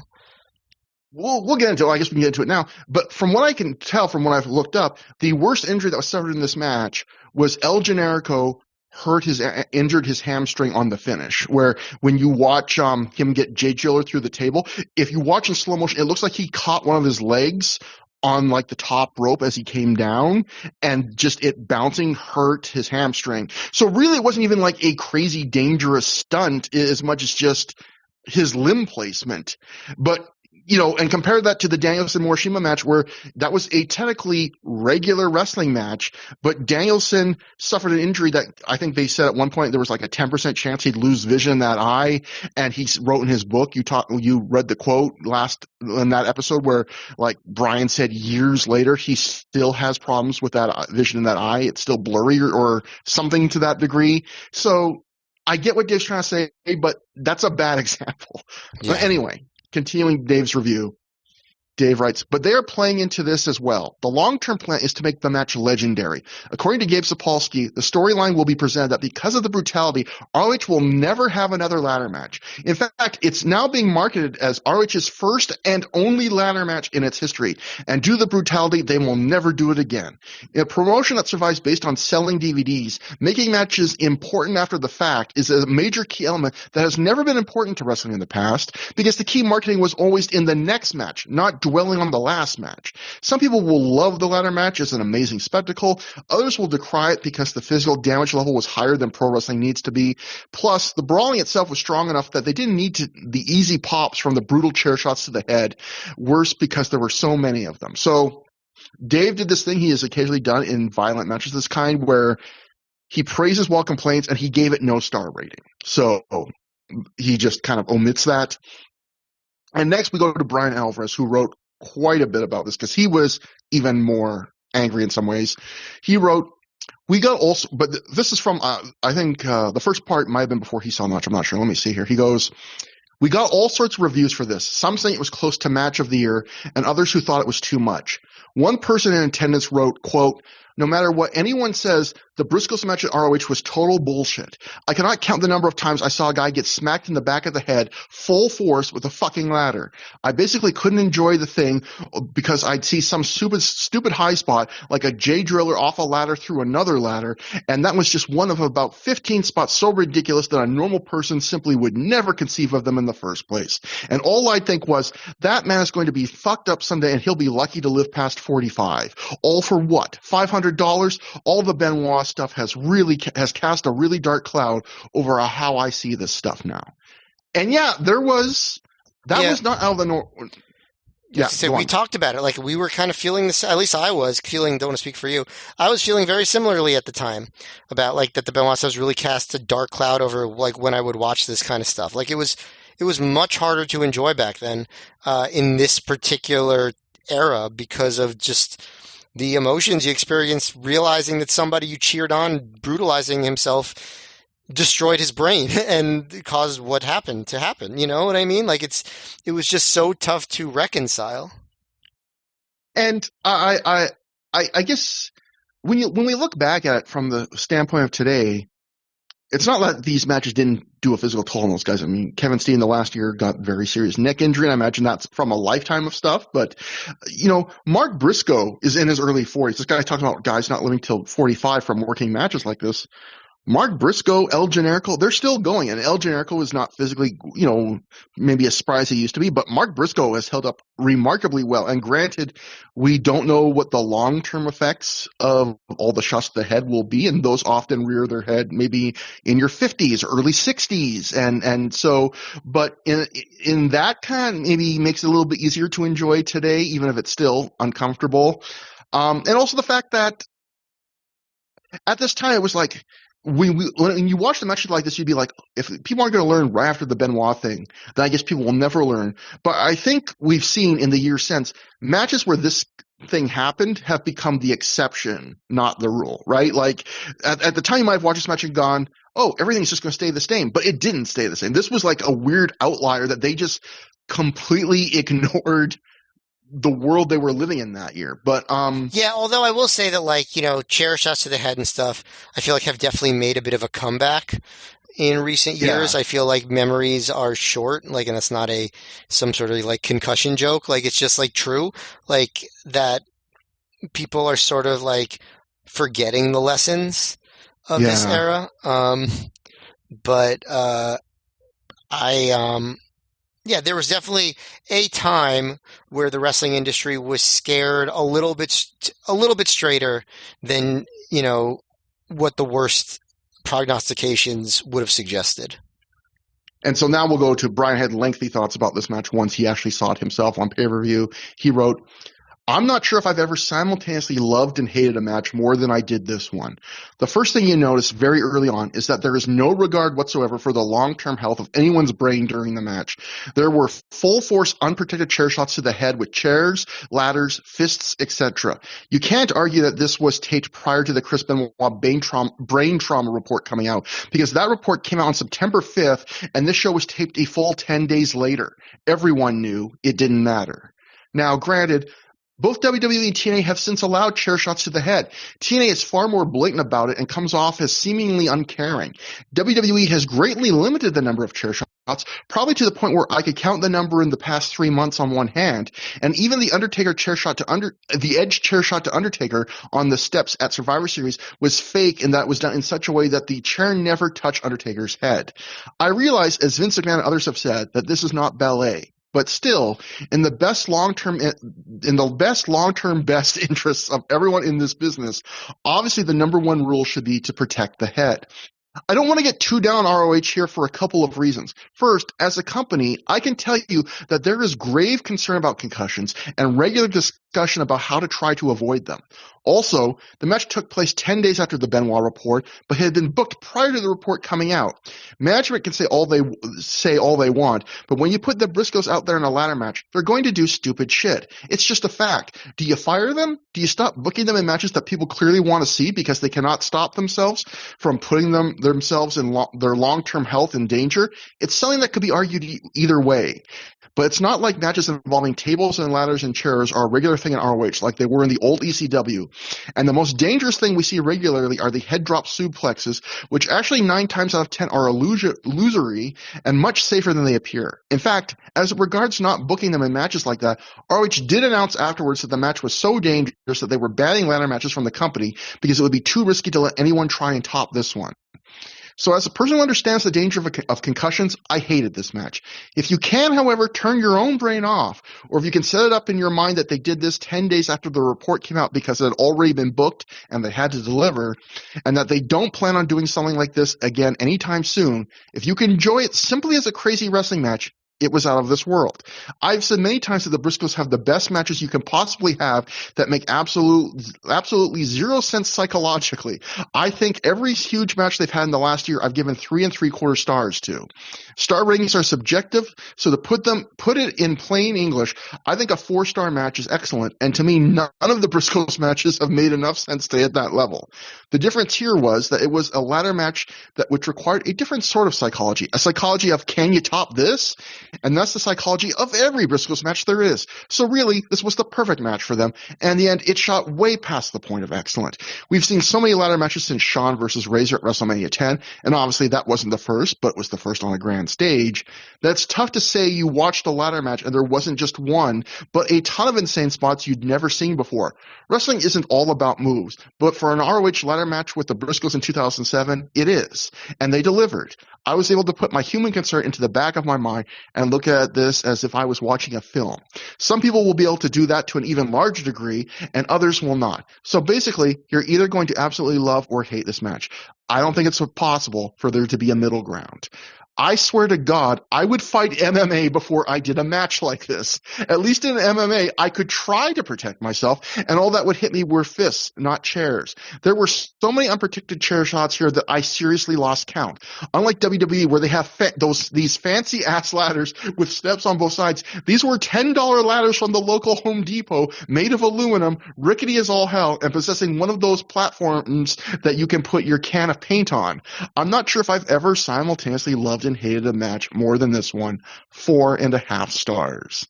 What's funny is he mentions like the dangers of the head drop suplexes and how they're usually illusory, but then 2 years later, Mitsuharu Misawa dies after a life of head drop suplexes, and you kind of have to rethink that too. It's just wrestling.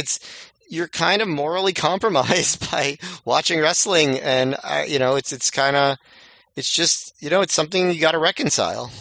That's the thing too, right? Where we always people usually complain about the safety of moves when a move goes horribly wrong. But a lot of times when wrestlers get neck injury or knee surgery, a neck surgery or knee surgery, it wasn't one move that required them. It's usually like, oh, this was coming for a long time, and this was a lifetime of head drop moves that technically went kind of right or as planned, but they all like Will Ospreay didn't need neck surgery in his early 30s because of one bad spot. That was coming for a long time, that he was like feeling his hand go numb. So I do think that is one thing, even though I thought, Brian made some points there. There is that fallacy of, oh, these head drop moves usually go right. Well, it's like, even when they go right, they're slowly incurring a debt that most wrestlers end up having to pay, right? Yep. But anyway, so PW Torch reported at the time that El Generico suffered a hamstring injury, which is the one I talked about. That was the big injury coming out of this. And then we'll go to PW Torch also reported, Gabe Sapolsky posted a message on the ROHWrestling.com message board stating that there will never be another ladder war featuring the Briscoes versus Kevin Steen and El Generico on ROH. I think what they meant to say is Gabe said there would never be another ladder match, period. An excerpt from Gabe is, quote, I'll never forget watching most of the locker room huddled around the monitor, grimacing at the punishment Jay, Mark, Kevin, and Generico were putting themselves through in Chicago. I had some of the boys over to my place to see an advanced screening of Man Up a few weeks ago, and they were all astonished at the match. I even sensed that they were a little angry at me for allowing this match to happen. I don't blame them. I've been angry at myself. A very well-respected wrestling journalist just watched an advanced copy of the pay-per-view and said that the match was unbelievable and that he expected some backlash to the chances these four took. Now, we'll get into a thing in a second here where Gabe seems to be more earnest that he was never going to do this again. I know Lenny Leonard believed at the time they were going to do these again from the Between the Sheets thing on the show. Gabe's talking there. Maybe some of that's the truth. That certainly sounds like almost trying to sell it as like this is too hot to watch. Yes. Like, saying that like before the match comes out. If he said it like a year later, like I feel like that would be, but like, yeah, it sounds like promoting the match, so like, I know you mentioned like, so like they don't do another ladder war until after Gabe is no longer Booker, right? But I certainly have been to Gabe booked Evolve shows, like, for instance, with a Darby Allin against Ethan Page match that I found incredibly hard to watch. I wonder if I watched it now, if it would seem tame just because I've seen so much Darby Allin in the subsequent years, but like I remember that being like just like really hard to watch with the dangerous stuff that Darby did, some of it involving ladders and other crazy things. So it's not like Gabe completely shied away from promoting, insane risk-taking matches for the rest of his career, So because this match and the angle that follow it are so famous, I was actually able to do something that I haven't been able to do for a while on through the years, which is do some research, because there was shoot interviews where they talked about this, and I found Gabe Sapolsky, Kevin Steen, for those who don't remember, back when he was Kevin Steen before WWE, used to have like a series of shoot interviews that was basically him hosting a talk show with a different guest on each tape called the Kevin Steen Show. And on one episode, he had Gabe Sapolsky on. And they spent, like, I think a solid 5 to 7 minutes just talking about this match. And it was really interesting. So I didn't transcribe it, obviously, but I did do a recap of it. I rewatched it and kind of recapped it. So I'll just give you an idea of what they talked about here. Steen says he remembered an online interview where he was asked about ladder war, and Gabe immediately knows where Kevin is going with this, and he goes, "I was so pissed at you." And Steen says, "Yeah, Gabe, you were so mad." And Steen then talks about what he's referring to, which is Steen says in this online interview he was asked what memory stuck out to him from the first ladder war, and for some reason the first thing that came to mind was El Generico had hurt his leg on the finish, and so when they got backstage, Generico was on the ground holding his leg, and he and Steen were putting ice on it, and Gabe meanwhile was watching the TV in the back where the Jimmy Jacobs promo from Age of the Fall was happening, and Gabe was pumped, and then he turns to Generico and quickly says, "Are you okay?" And before Generico could even answer, Gabe runs out of the room, and Gabe says what happened was BJ Whitmer came up to him and said that Jay Briscoe was going to pass out from blood loss, and so he said, "I left because I thought Jay was about to die." Kevin says he didn't know that at the time, and he wasn't even mad. It was just the first memory that came to his mind. But then Gabe's like, "Well, I was unhappy you did that interview because the way you said it, it made me look like a dick that didn't care, about you guys." So Steen says why it stood out to him is Gabe was the one guy he's ever worked for where after every match, Gabe was the first face you'd see as you came back through the curtain. And the first thing Gabe would always say to the wrestlers, if he didn't like a match you had, was thank you. And then he'd either tell the wrestlers what he loved or didn't love about the match they just had. So he says this stood out to me because this was like one of the only times you didn't do that. And Steen says, I understood why Gabe was mad, but I didn't mean this as an insult. I will just say I've watched other shoot interviews when I was researching this episode. In shoot interviews where he's not sitting next to Gabe, when he tells a story, he does sound angry. So leave it up to yourselves to the side. Like he does not frame it like he does in this one. Gabe says that when he said after the match that he was never going to book another ladder war, he actually meant it because he didn't want to put wrestlers in the position of having to top that match. And he knew if he booked another one of those ladder matches, the wrestlers would actually have to do even more than what they did the first time to have it not be a disappointment. So Steen says it's been quite a burden doing more of them in ROH after Gabe left. He describes the second ladder war, which was the American Wolves versus him and Generico, as hell. Steen actually says, I wish they never booked another ladder match because I don't like having to try and live up to it. Gabe adds that, and this is Gabe's words, not mine, he calls himself, quote, an asshole greedy promoter, unquote. He also would have liked only one ladder war because that would have made that match that much more legendary. Steen thinks the original ladder war has stood the test of time, and he's proud of that. He thinks fans still think of the original as the best and the Steen versus Generico one from 2010 as the second best, and Steen says, I think that's an appropriate ranking. Steen thinks that the ladder war gimmick, even though the Briscoes won the match, it really became a associated with him and Generico. Steen also thinks the original ladder war had the best build of any of those matches. And then Gabe again reiterates, I would have never booked another one because it would have made the original have a bigger legacy, and a second one would have required the wrestlers to do more. Gabe then says they wouldn't have been able to go backwards, and he didn't want to put wrestlers in a position where he would have been asking them, like, do more than that, and because that would have been a dangerous position. Steen notes that Generico got hurt in that match just taking a pile driver, the J Driller, and he hurt his hamstring. He says it was the weirdest thing. He says that injury could have happened in a regular match. So I thought that was really interesting. That gave you a little window into their relationship, and yeah, the legacy of that match. But after the match, we get a super loud match of the year chant. Dave Prazak shouts out, "This is what legends are made of. The Briscoes proved why they are the team to beat in the entire pro wrestling industry." Steen angrily pie faces Generico to the mat and walks to the back as Lenny wonders, that's the end of the tag team. The Briscoes celebrate in the ring until we hear a woman screaming over the PA over and over again. A bunch of the hoodied and ski mask Project 161 dork fans that we saw at the start of this match, we didn't mention that, they were at ringside and at the start of the show. They run up to the barricade. They're screaming at the Briscoes. The Briscoes are arguing with them. And all of a sudden, Tyler Black and Jimmy Jacobs run to the ring. And from another corner comes the Necro Butcher, and his hands wrapped up in barbed wire. He takes out both Briscoes, and then Tyler Black hits Mark with a small package driver. As Lacey, who's clad in a gothy all-black outfit, she steps in the ring too. Necro Butcher, his barbed wire fist as well as his face are both already covered in Jay's blood, and he leans into a camera, and one of the more badass lines you'll ever hear in wrestling, he screams or just says, "I told you, if you let me out of my cage, I'm going to pile up bodies to the sky." And Project 161 fans at ringside scream Age of the Fall over and over. Dave Prazak wonders what that means. Black and Jacobs tie Jay Briscoe's feet up with the rope that the tag titles have been hung up by for the ladder match. And as Jay begins to be raised into the air by this rope upside down, the pay-per-view abruptly ends. So yeah, if you would watch the pay-per-view, it's a very sudden, dramatic ending. Now, since that's how the pay-per-view ended, but I felt like it was important that the promo that came after is maybe the most famous thing from this entire show. So it is online if you search for it. I think they might have uploaded it to the website at the time. It is not on the DVD, or at least if it is, maybe it was a DVD extra. It's not. It was a DVD extra. Yeah. Yeah. Blood edit. I think maybe it was what it was called. But it was not on the pay-per-view. So yes. I will just describe the promo, and then we can talk about the whole thing. You know, we see the bleeding Jay Briscoe being raised far above the ring. He's hanging upside down, feet first from the rope.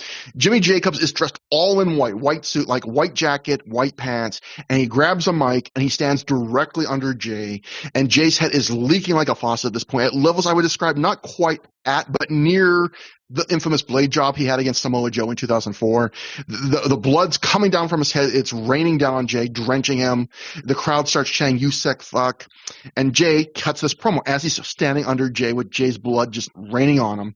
And Jimmy says this. Jimmy says for over a year, he laid his heart at the feet of a woman, miserable and sad. At this point, he reaches out and touches Lacey.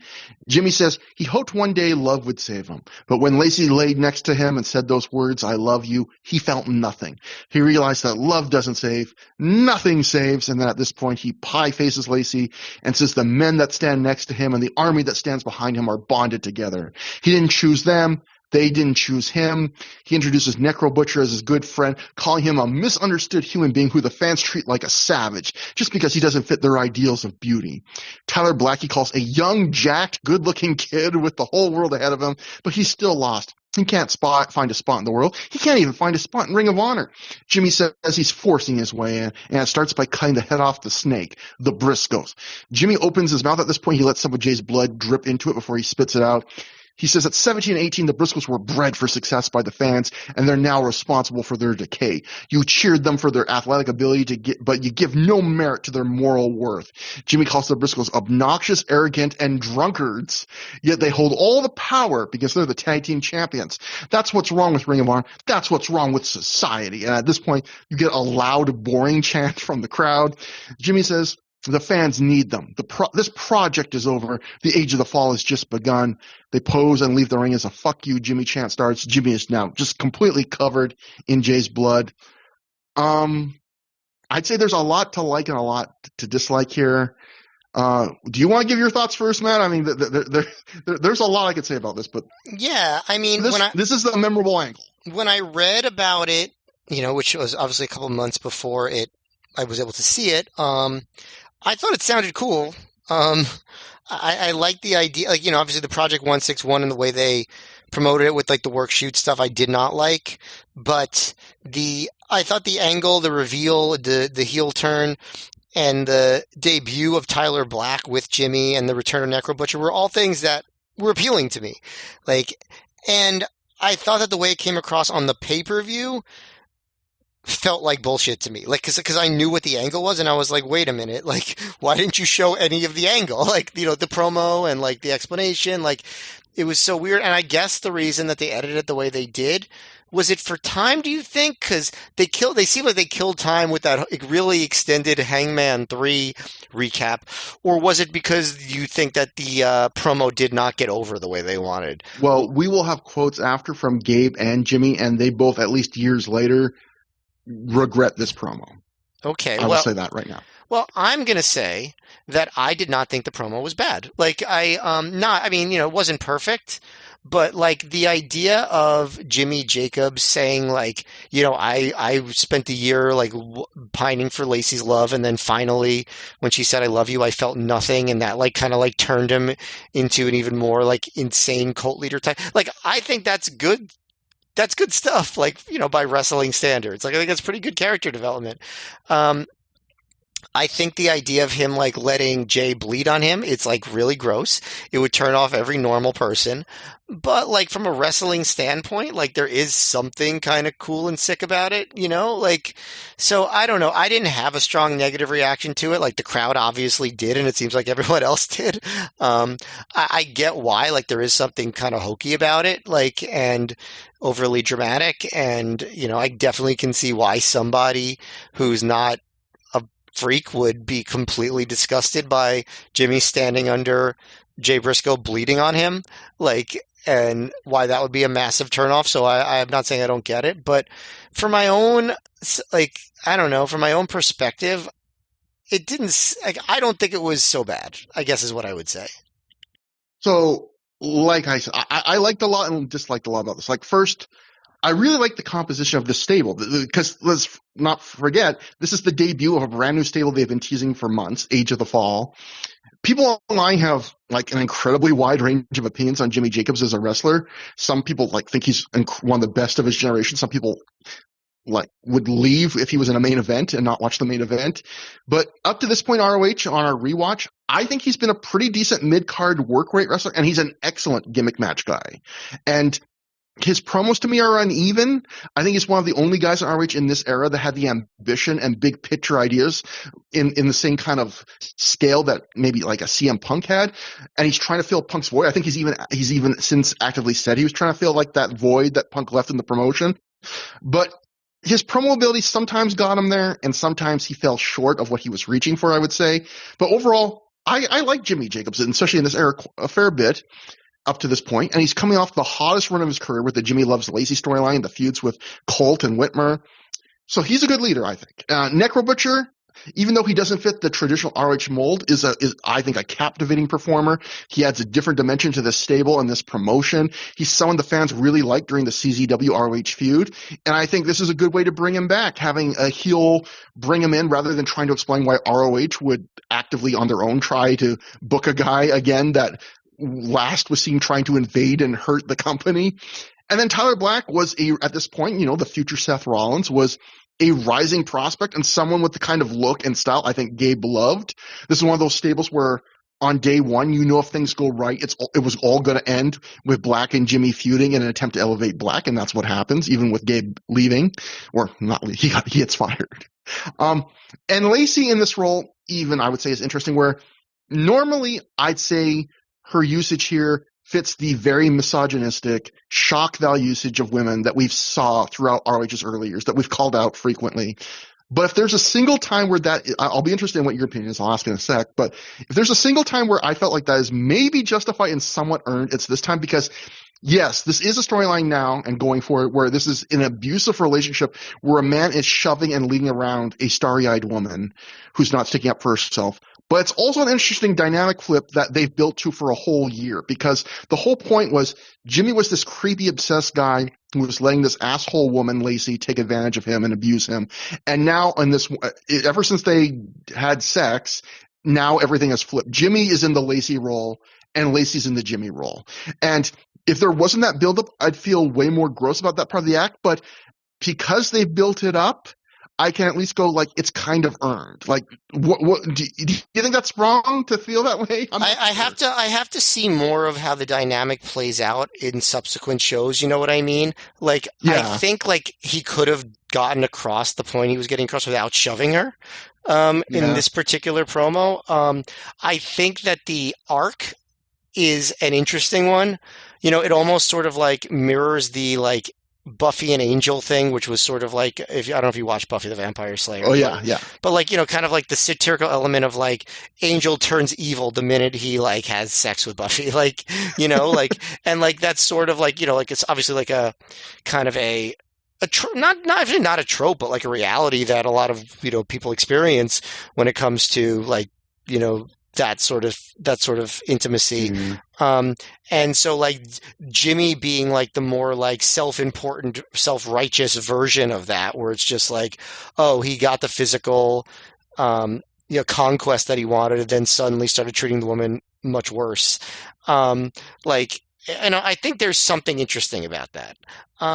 So in this particular promo, other than the physicality, like I thought it was a good storyline. I also think it's an interesting development for the Lacey character as well. So I think it had potential. So I think in the moment, it was good. I don't really know if it develops in a particularly interesting way after this, but I don't mind it in theory. I really like the Angel comparison, but it also made me realize I'm probably the reverse Jimmy Jacobs Angel, because I think I become good once I have an orgasm, because that's when I'm happy. I'm like, hey, you want to go out and get a pizza? You want a sandwich? You want to go for a walk? Like let's do something. You're pretty great. Everything's pretty great. Like that's when I turn from a vampire into a regular person for a little while. Is the moments after sex. So yeah, but what you said when you have an orgasm. So I'm just imagining like you're alone in your bedroom, then you say all that stuff to yourself in the mirror. That sometimes happens. You want to go out? You want to go get a pizza? You want to go get a pizza? You want to go? Like, I'm just feeling really good right now. Like that joke may be more true than either of us want to admit.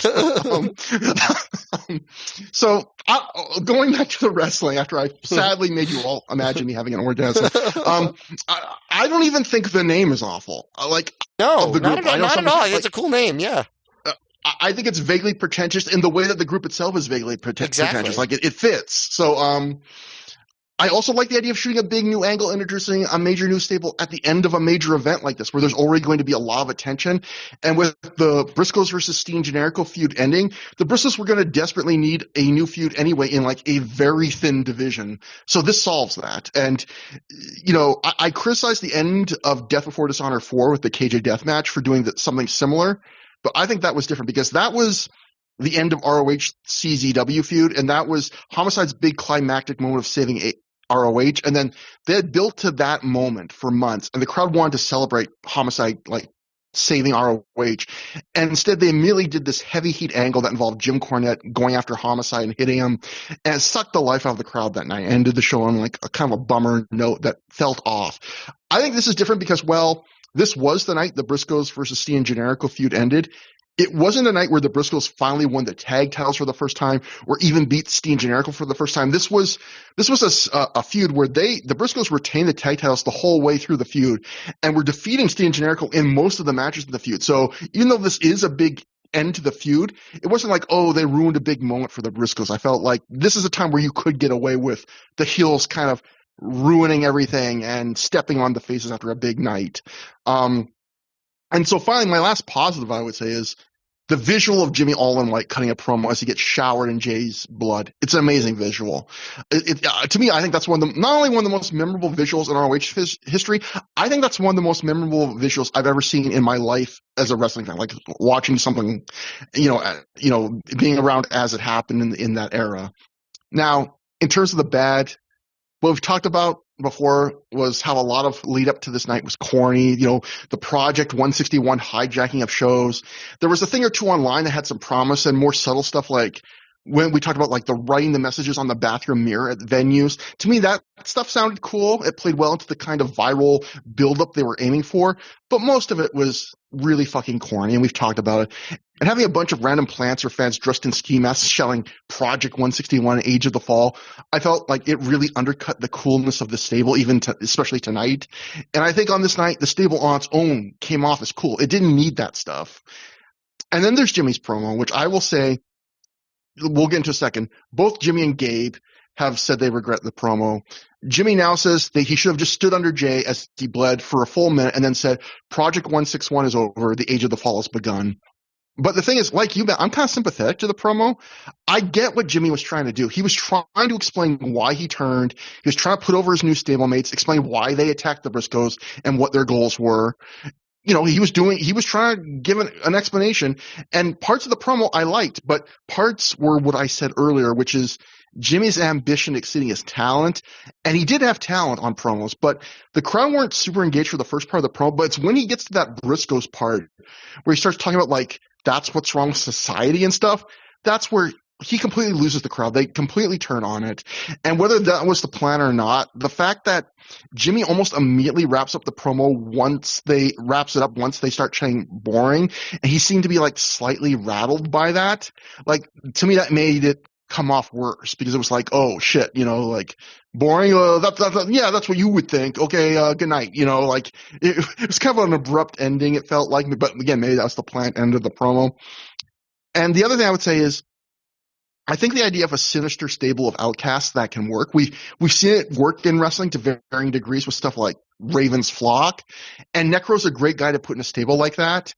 I even think the spark of the stable being that Jimmy chases a girl, like you talked about. Jimmy chases a girl for over a year. He finally gets her, and as soon as he has an orgasm, he becomes evil, or in his case, realizes he's still unfulfilled and becomes depressed and mad at the world.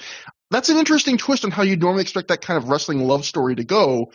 But when Jimmy starts talking so dramatically about love not saving, I think some fans rolled their eyes. And likewise, I think the idea of a group of outcasts targeting the Briscoes, like these classic country jocks, is an idea with a lot of potential. But Jimmy's problem about them here was muddled and pretentious when it needed to be like snappier and more direct. And I think my final issue with the stable is, like, at its heart, this is kind of a stable based around nihilism, right? Like, Jimmy searched for love. It didn't save his life like he thought it would, so now he believes in nothing. And the problem with that to me is that that's way too serious a topic for something as ridiculous as pro wrestling. Like, you can't talk about how meaningless everything in life is meaningless and post blogs as they did about how society is poisoned, and then immediately transition, as Jimmy did here, with a straight face, into saying that because the Briscoes have an independent wrestling promotions tag team titles, they hold all the power and are what's wrong with society. Like, yeah, holding all the power is, when you hold the title, is a funny wrestling trope that I always think is ridiculous. Yeah, like, I remember when I was a kid, even though I found The Undertaker cool, like most kids did, I always remember, like, thinking, you know, if this guy's literally a zombie with magic powers, why is his life goal winning a professional wrestling championship? And I feel similarly about Age of the Fall, where if you're a stable that hates society and you want to tear it down, why is your main goal to win the ROH tag team titles? Like, the Age of the Fall act, I would say, they act like they're Fight Club nihilists, but they're too often acting like they're Big Lebowski nihilists. Like, they're silly nihilists. So anyway, I'll close for this section, like, I got a couple quotes from the people involved with this angle. Jimmy Jacobs was on our friend's podcast, The Unhonorable Mention, and I have a little recap of a few things he said here.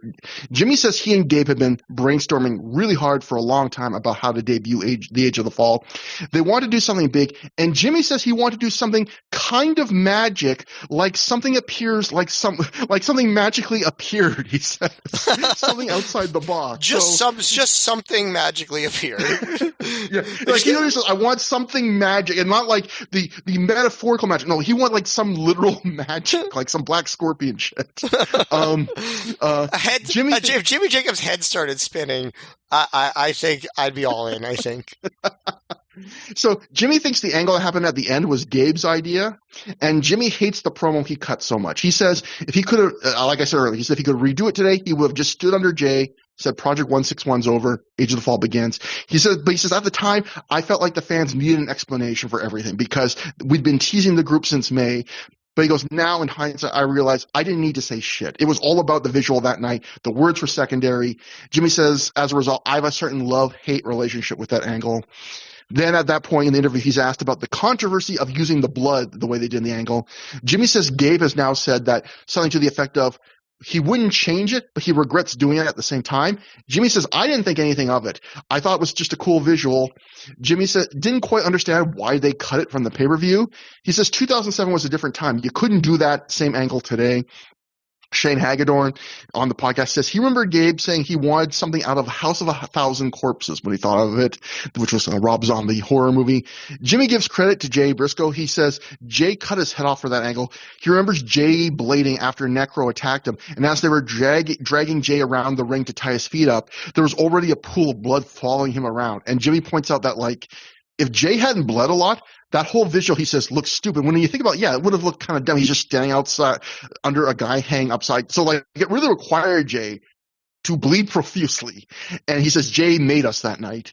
Jimmy, he says, when asked if there was Jimmy's finally at the end of this, he's asked, was there anyone he ever wanted in the stable, Age of the Fall, that he couldn't get? And he says, at the beginning of the stable, I wanted Ricky Morton. And he says, and I want to make clear, Jimmy says this in a way where he clearly isn't personally believing this and meaning it as an insult, but he says, I want someone who was seen as an old, washed-up wrestler who was a goody-goody on TV in the past, who knew nothing in life but pro wrestling. He says that would be a really cool, dark character. And then Shane blows Jimmy's mind during this interview because he goes, do you know on Gabe Sapolsky, when he did his own Book of Secrets shoot interview, Gabe says he had envisioned Jerry Lynn to play that role. And Jim's like, wow, I didn't know that. And then we go to Gabe Sapolsky on Reddit in 2014. I found someone asked, what would you do differently about Age of the Fall looking back? And Gabe wrote to this fan, I actually looked back at the Age of the Fall angle about 18 to 24 months ago and tried to figure out why it wasn't bigger at the time. I made two key mistakes with it. The first one was not having that initial Jacob's Blood promo be shorter and more direct. It should have been a simple statement. The second was them mixing them into matches when they should have just been causing chaos and not in any scheduled matches for a bit. And then finally, I have a segment of the Kevin Steen show he was on where they also talk about this angle. Gabe says that Jimmy Jacobs is going to be so mad at him for saying this, but he and Jimmy went back and forth so much on that promo segment, and in the end, Gabe gave in, and he's still mad that he gave in to Jimmy. He says he wanted Jimmy to give 3 impactful lines and get out, and Jimmy wanted to do a whole speech. Kevin says he doesn't think Jimmy would be mad that Gabe is saying that because he thinks Jimmy feels the same way now. Gabe says there are some things you book that 20 years later still bother you, and that's one. Steen says it was crazy how covered in blood Jimmy was when he came back to the curtain. Kevin says he was uneasy and couldn't stand near Jimmy when he came back to the curtain. Gabe says the angle would never happen now, and he regrets it. He wouldn't book it today, and he was insane back then. So that was which part was the part that he regret, like that says wouldn't happen today? Just the blood thing? I think he regrets the usage of blood like that, and I think he obviously agree. He and Jimmy seem to have both come to the feeling that he shouldn't cut. I feel like Jimmy could have cut a better promo that wouldn't have had the crowd turn on them, but I feel like it could have been a little more just direct of like, these are my guys.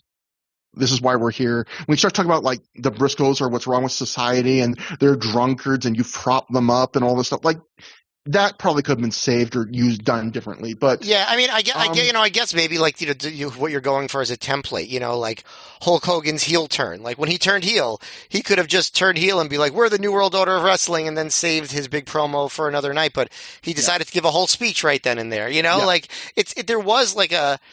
There was a template for what Jimmy was trying to do there. The thing I will agree with Gabe about for sure is it would have been better if Age of the Fall just weren't in just like normal ass matches immediately, and they did seem like more chaos agents. Instead, they just became a normal stable like immediately, like an hour later. Yeah. So. I guess that brings us to before we get to the DVD portion, I guess we should start with the pay-per-view. I guess first we'll be saying goodbye to Dave and Brian here. We'll give their thoughts quick about the pay-per-view. Dave wrote, Ring of Honor's third pay-per-view event, Man Up, taped September 15th in Chicago and debuting on November 30th, was from a wrestling standpoint up there with the best pay-per-views of all time. Dave then writes, seriously, period. Like, you don't believe it, but he continues, the thing that hit me the most is when you watch ROH and TNA, and is that in TNA, every wrestler, and it's because of the way they are booked, comes across as entertained. Then Dave writes in parentheses, okay, a few aren't entertaining, in parentheses, mid-card level guys. In ROH, the key guys are all presented and booked like headliners. Wins and losses mean something, and silliness is limited to Sweet and Sour Incorporated's making fun of fat Bobby Dempsey and Chris Hero doing his tuck-in rolls. The ROH headliners don't even look like we are conditioned to think headliners to look, but when you wrestle that good and are put into the right context and the crowd pops so big, you come across as a big deal. Their storylines have so much meat to them, and most of the wrestlers are distinctive in their look, their moves, and their personalities. The show is 2 hours of almost straight wrestling, with only a few interviews and video features between matches. Every match and every personality had a purpose. As far as the company goes, ROH has now survived for nearly 6 years and established as the steady and consistent number 3 group in the country. It serves its market well and has the hottest big crowds in the country. It's a big show crowds in the country. Its position as a company is similar to ECW and even looks like ECW, but the product is entirely different. But one of the reasons for the staying power is learning from the mistakes of ECW, most notably paying attention to the business end and not overspending. ECW always had the goal of competing on the big time stage. ROH's goal has never been to beat TNA for number 2, but to provide a product for the audience looking for an athletic and believable version of pro wrestling. There's a similar attitude in that they try to present their world title as the most valuable world title and present their lead tag team, the Briscoes, as the best tag team in the world. They're clearly aiming for a niche audience, but unlike Paul Heyman and ECW, seem to have full knowledge that they can never take over the world. And then finally, we go to Brian Alvarez, who wrote just a paragraph here.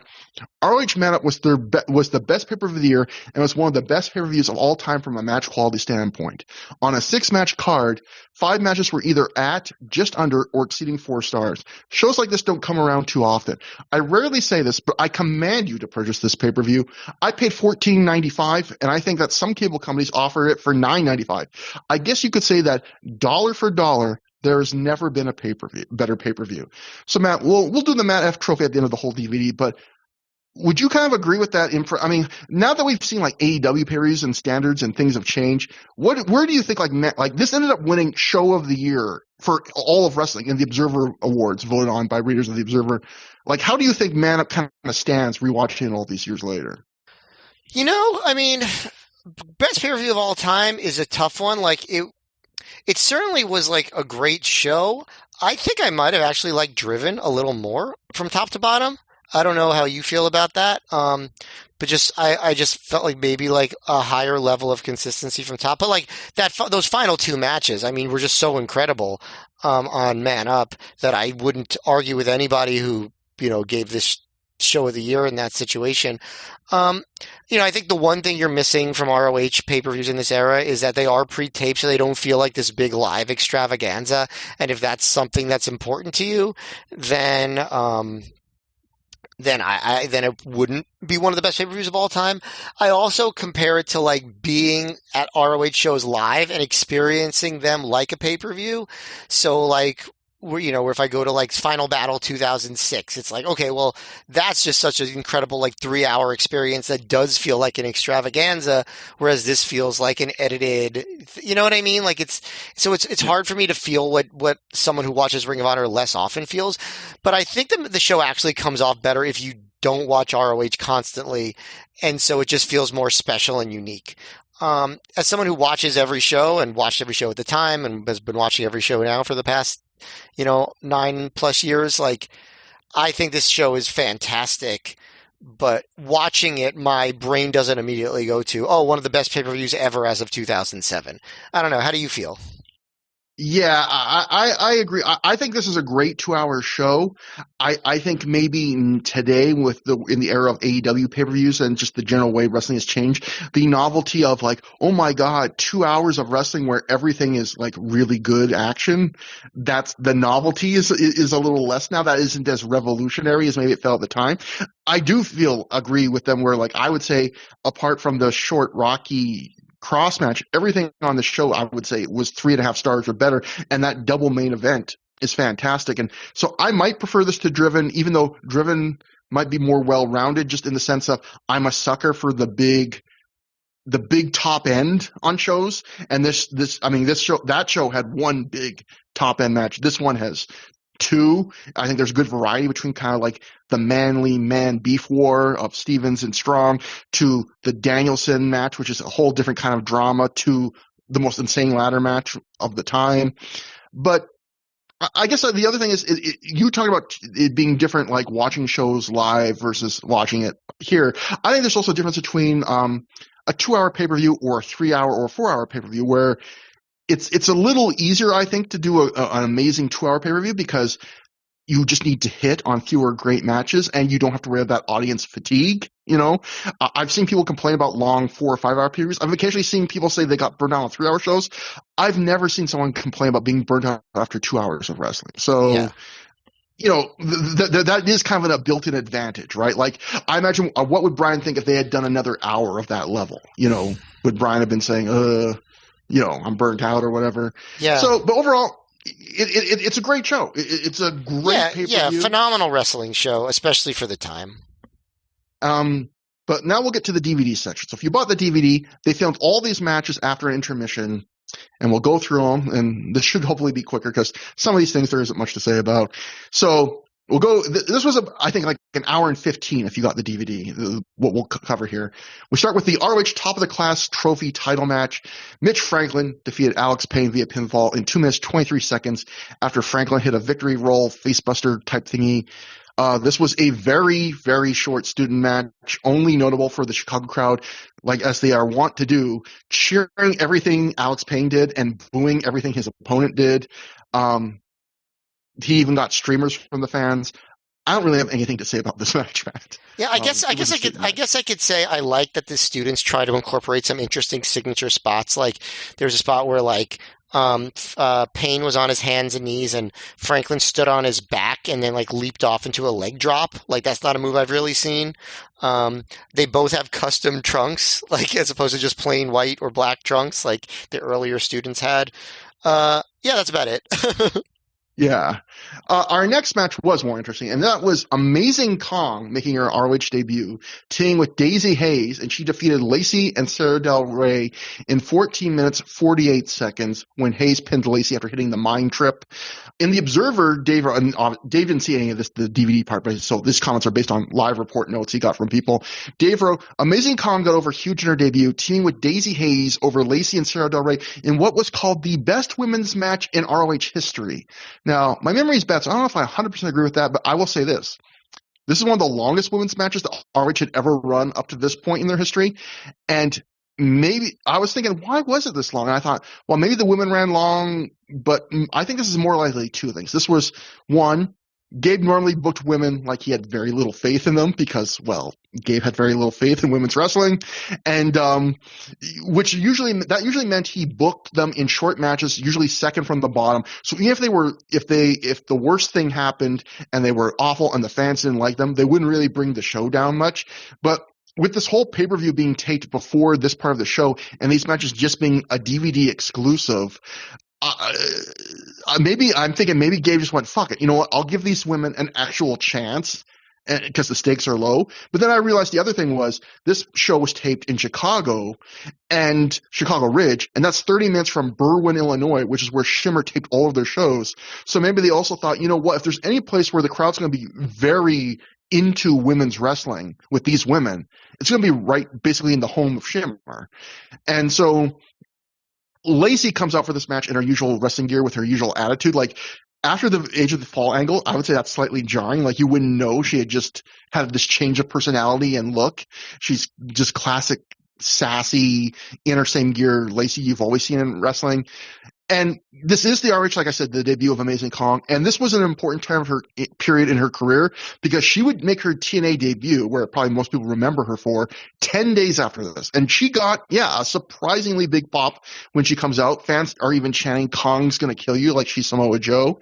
In fact, she's so over here, which is partially, I would say, a real credit to her ring presence, but also kind of a damning indictment of ROH, where someone who has never worked in the promotion before can walk in and be more over than any of the women in the promotion that, because these other three women in this match were basically the entirety of ROH's women's division at this time. In fact, I would say if Kong hadn't gone to TNA 10 days later, if Gabe had been really serious in this era about booking a real women's division, after this match, it was like so clear to me Kong should have been the woman to build it. You would have built it around. Like with the fans doing the Kong's going to kill you, the Samoa Joe style chant, they were basically telling Gabe like, book this woman like Joe. This is how you know. And Gabe knows how to book. He didn't know how to book women's wrestling, but he knew how to book a person like Amazing Kong. And the match I felt like was pretty fun. The Kong dynamic is a big part of that. I can't recall a women's match in ROH up to this point ever having this kind of crowd energy that we see here whenever she's in the ring. She works here like, I would say, not as an unstoppable monster, but not too far from unstoppable. Like she's across the street from unstoppable in this match. And I think like part of the fun is Sarah Del Rey, who's been pushed in ROH as something of a big dominant powerhouse herself. She's the underdog and even no-sold at times by Kong, which builds to this huge moment near the end of the match where Del Rey finally hits a giant German suplex on Kong, and the crowd chants what might have been Sarah, but I actually think they started chanting Shimmer at that spot. And then in the middle of the match, Daisy Hayes plays the face in peril to set up the Kong hot tag, which is the obvious and right story to tell in a match like this. Daisy is someone who at times I'm really impressed with, and at times her offense can look a little rough. And this is another one of those matches where you see a bit of both sides of that. She's just one of the nicer looking roll-up counters of a pin that I've seen recently. It was very graceful, very fluid, but then she has other moments in this match that look a little awkward. But overall, I would say it's a good performance by her. Another match light was Del Rey putting Hayes in a couple of like crazy stretches that were also pins that Daisy had to bridge and power out of to not be counted for 3. So overall, I call this match outright good, which is incredibly rare for women's matches in ROH because they rarely got the opportunity to even be allowed to have the potential to be good. I don't want to overrate. It's not a match I think you need to go and see, but it's one of the rare ROH women's matches I think we've ever seen doing this podcast where the crowd didn't seem just politely into it, but like genuinely pumped for it. There's a palpable difference between that this match was okay, and we know you don't get a lot of ring time, and you did the best you could, kind of polite reaction, and this match which gets that kind of oh fuck, I really want to see this reaction that I feel like this match had as soon as they saw Kong come out. So I enjoyed this a fair bit. Yeah, I also enjoyed it. I was very impressed by how over Kong was to the point where, like, you know, like you mentioned, like the post pay-per-view segments on this DVD, like the crowd was not very hot. They were like really into Amazing Kong. Like you wouldn't have guessed that this was so late in the show after they had just seen the ladder war, right? Like They seemed like fresh and hot for this. And, I would say, yeah, I also noted Lacey had not updated her wrestling gimmick yet, which is, I guess just a little bit of a lag because I think she eventually does a little bit at least. Daisy, I think like for her part in the match, she showed a lot of impressive neck bridging. Like, I don't know if you noticed that, like she was doing that a lot. And I thought that was pretty cool. As far as the dynamic with, Kong and the two heels, Lacey seemed intimidated by Kong, and Sarah really didn't, right? Like Sarah was standing up to her, and she only eventually got the big suplex, but she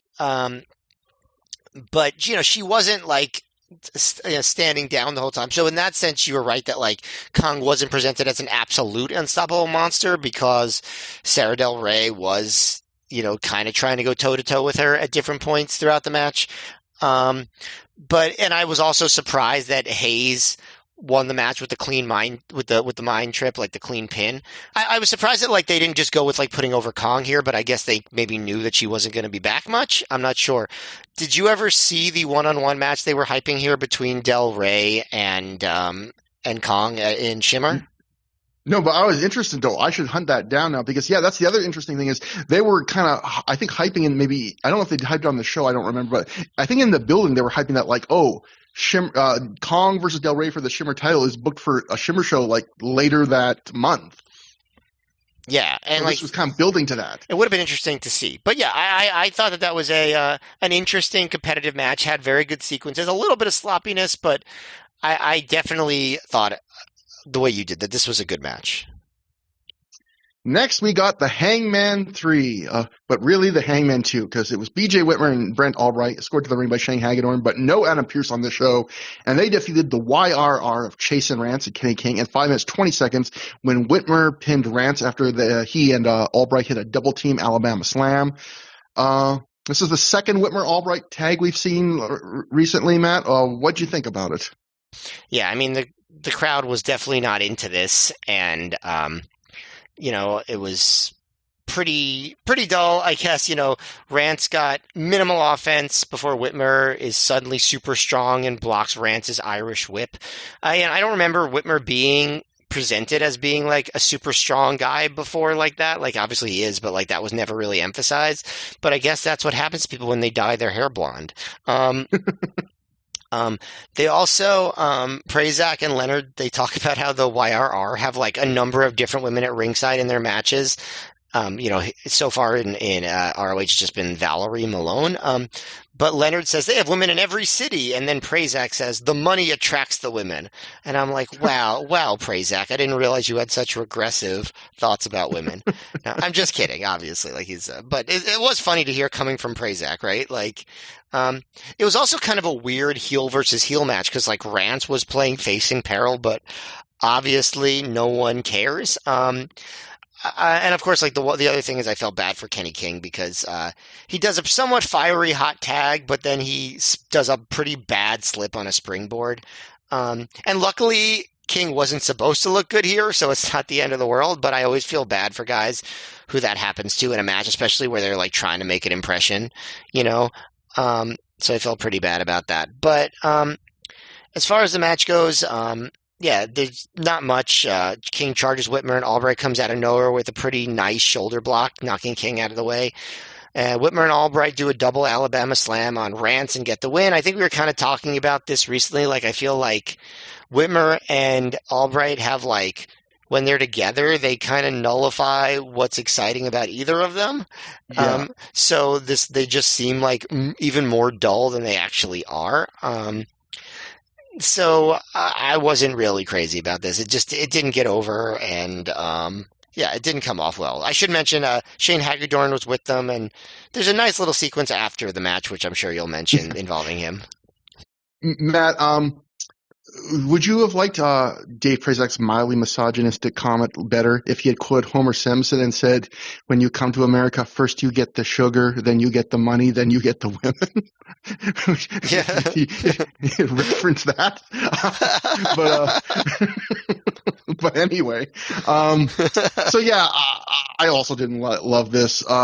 I think my problem, based on the two Whitmer Albright tags we've rewatched, which this could change, but I think my problem is they're aggressive, but they don't work as a fun aggressive. It's like a lot of overhand, forehand, forearm shots to opponents in the corner and choking them with their boot as you snarl. It's not fun aggressive. And I think Albright and Whitmer had it in them to be like you talking about how they nullified each other's strengths together. I think if you look at each of them at their best, they had it in them to be like part of that long storied lineage of jock tag teams that have fun squashes. But in practice, a match like this, I find a lot of what they did dull. I would say the final 30 seconds of this match, they did exactly what I would want from them, where Albright pounces King out of nowhere, and then he and Whitmer hit the kill Rance with the double team gorilla press into a stomach breaker, and then the double team Alabama slam. I watched that last 30 seconds, and I was doing like the Leonardo DiCaprio from Once Upon a Time in Hollywood point meme, where I was going, yes, like do more of that. Don't do the rest of this. Like just quick double teams and be manly, strong men. Like, yes, that would be good. But on the YRR side, Chase and Rance took the first 4 minutes of this match, which was a shame because when Kenny King tagged in, he immediately hit 3 moves, including a great springboard clothesline that I thought were some of the most exciting parts of this match before the finish. But like you said, I agree. I felt really bad for King because he slipped and completely ate shit on a different springboard move, and he crashed the mat. The crowd chants, "You fucked up," at him. And I always feel bad for wrestlers when they botch, but I felt especially bad for a wrestler in Kenny's position where, like he's trying to break into a new promotion. And also, it's right near the end of a match where he barely got any offense, and there's nothing, like he's not going to get any more offense after this really. So it's like that's his last impression and almost his first impression, where he doesn't have any time to make it up. And because a lot of times in matches, people can have a botch and people have forgotten it by the end of the match because you've done so much other stuff. And that was like, It was almost remind me of when Matt Sydal made his debut in AEW, and that was like one time he slipped on something. I was like, of all the times, that's going to be memorable. And Yeah, I mean, but yes. the one problem, the one lucky thing for Matt Sydal in that situation was, Tony Khan, I'm sure, like knew about his history, and he had a pretty deep history at that point Yeah. of being a very good wrestler. So you wouldn't hold it against him. Whereas Kenny King was like a total up and comer at this point. Yeah. And I didn't hear this, but I have no doubt that this is true. But Dave in the Observer wrote, based on live reports, when Kenny King slipped on the ropes, the crowd chanted FIP at him. Which, wow. if you're Gabe, I don't know if you should love the idea that when people see a botch, what they think of is FIP. Like, yeah, you're shitty. Go back to FIP. That other promotion. That's the sister promotion of ROH. But like, I did not hear that. But again, I've seen live reports that apparently said that, and we'll get to something else I didn't hear, but it's kind of amazing right now because after the match, Albright shoves Hagedorn and tells him, go get a microphone. And as this is what Matt was alluding to, Shane leans out of the ring to grab a mic, but he slips, drops the mic, falls out of the ring. So we get another you fucked up chant. Albright tells Shane he knows what he gets. You know what you get when you mess up. And he slaps Shane hard across the face, like uncomfortably hard. And I know that Albright, from watching a bunch of shoot interviews, he had a rep among ROH wrestlers as not being well liked and being seen as taking advantage of people, especially people beneath him in the pecking order. So I don't know if you would talk to Shane, if he would tell you he felt this was a liberty or not. The crowd chants, you got bitch slapped, and Shane says, I deserved it. Whitmer says he's been with this company for almost 5 years now. He's made every sacrifice. He's bled for you people, had his skin ripped by barbed wire. He's damn near crippled himself. It took one man to make me see the light, and that's Adam Pearce, who BJ then has to say is not here tonight. So we continue with the Vulture Squad, the fun example of stables being formed and then one of the key members being like gone for then follow-up. The crowd cheers at the announcement that Adam Pearce is not there. Albright says that BJ Whitmer, Brendan Albright, and Adam Pearce, we are known now as the Hangman 3. At which point, you hear one fan in the crowd laugh. Like, if I was them, I would have felt so bad because he goes, we're the Hangman 3. And you just hear one fan go like, ha ha. like just how bad the name is. And I was like, oh man, this is not good. Yeah, the crowd also chants change your name at them. Yeah, I'll get to one other thing. But I do think it was a little weird where this was the debut of their name, I guess. But if you watch the DVD portion of the pay-per-view portion of the DVD first, they announced like after that recap segment that these guys are now known as the Hangman 3. But yet, if you watch later in the DVD, it's like, well, we're going to let you know we're the Hangman 3. But that's something that's only going to be noticeable to weird DVD people. But Matt, this is when we get to the fan thing. So one quote, this was a live report for the PW Torch from Chris Vetter. He wrote, Albright got on the mic and dubbed their faction the Hangman 3. The crowd let out a collective groan as the name just sounds lame. And then this is where it gets better, Matt. Dave Meltzer wrote in The Observer, based on other live reports, Whitmer, Albright, and Adam Pearce are a new heel faction called Hangman 3. At this point in the show, the crowd chanted, no more factions. I did not hear that, but things were not going well with Gabe's faction warfare. When the announcement of a new group, the crowd says, no, don't do this. This is why, even though, I think we've really enjoyed a lot of these shows, 2007 has not a great reputation among some of the hardcore ROH fans as far as the booking goes. It's because of sentiments like this. Yeah. Yeah, just off notes. But next, Bobby Cruz introduces Jack Evans, who makes his way to the ring. Then out of nowhere, Tyler Black jumps in the ring and attacks, which means we get Jack Evans versus Tyler Black. It went to a no contest in 2 minutes flat when Jimmy Jacobs and Necro Butcher came out and Necro threw a chair at Jack. There's not much to this. It's just a setup for what comes next. Tyler controls for a bit. Jack makes a comeback, and once Jack makes a comeback, that's when the interference happens. Jimmy chokes Jack with his cane. The crowd chants briefly for the Briscoes. And then the Irish Airborne run in with chairs and say they're looking for an opportunity, so let's fight. So Jack then does this big flipping dive off the top turnbuckle onto the Age of the Fall, who are now on the floor. So now it's an impromptu 6-man tag, Irish Airborne of Dave and Jake Christ and Jack Evans versus the Age of the Fall of Jimmy Jacobs, Necro Butcher, and Tyler Black. And that went to another no contest in 6:55 when Necro attacked the referee. So I would not describe this as a six-man tag. This was basically a Jack Evans versus Necro Butcher match that spent most of its time in the crowd and also at ringside, while Irish Airborne, Jacobs, and Black seemingly did very little in the ring, or at least very little that we saw. So the Jack Necro stuff is as chaotic and batshit as you'd hope for between those two. I think Necro threw roughly 1,800 chairs at Jack. And we also saw there was, at one point, Necro, I think, hit Jack with what may have been a bottle of Pepsi. Necro wrapped Jack in the ring apron banner and just started kicking him, which I thought was a cool spot. Jack sat Necro in a chair in the corner and then did this running forward flip into him, like an Olay kick, but like a running flip to a seated guy. But then Necro dodged it and Jack landed in the open chair. And then near the end, Necro hits Jack with a backbreaker off the second turnbuckle onto two back-to-back open chairs, which was a crazy spot. But while I enjoyed the Necro Jack stuff, this whole thing was weird because we talked about this on the last show, how the very next week in ROH ran after the formation of the Vulture Squad, neither Julius Smokes nor Ruckus were there, even though they just got introduced. And it feels extra weird on this night where you shoot an angle all about Jack being outnumbered and needing backup and forming this brand new stable. And then 2 shows later, he's in a situation where he needs backup. And because those guys aren't booked, you have to have the Irish Airborne, and after we've seen barely anything from lately, who do almost nothing here on this night, have to come out and fill that void and be like, hey, we're here. And in fact, this is the last ROH match the Irish Airborne will ever have in the Gabe Sapolsky era. We might see. They have a few matches in late 2008 and early 2009 after Gabe's gone, but I feel like this whole thing made the Age of the Fall feel so small.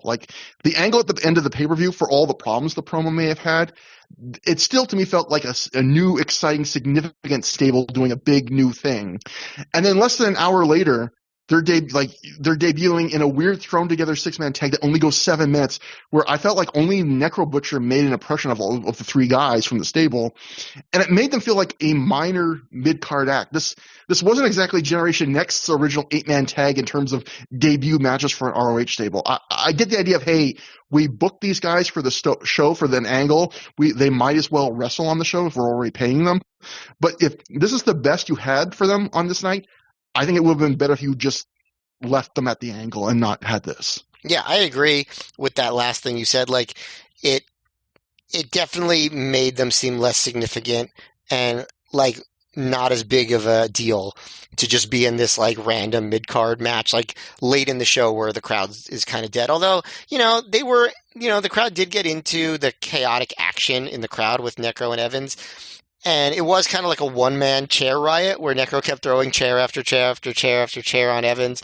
There was also what I thought looked like an extremely painful spot where Evans does a flipping attack on Necro on the floor, but Necro moves and Jax goes upside down and the back of his knees hit the guardrail. That looked so painful to me. And I also thought it was freaking insane that Evans did that backbreaker onto the top of the chairs in a match like this, which was just buried on the back of extras on the DVD. You know what I mean? To do a move like that, at least do it in a big featured match, right? If you're ever going to do it, Yeah. A 7-minute no contest that no one remembers. Yeah, exactly. It had its moments where it seemed interesting and chaotic overall, and I do think Jack, as always, puts on a pretty memorable performance, but there was a lot of downtime.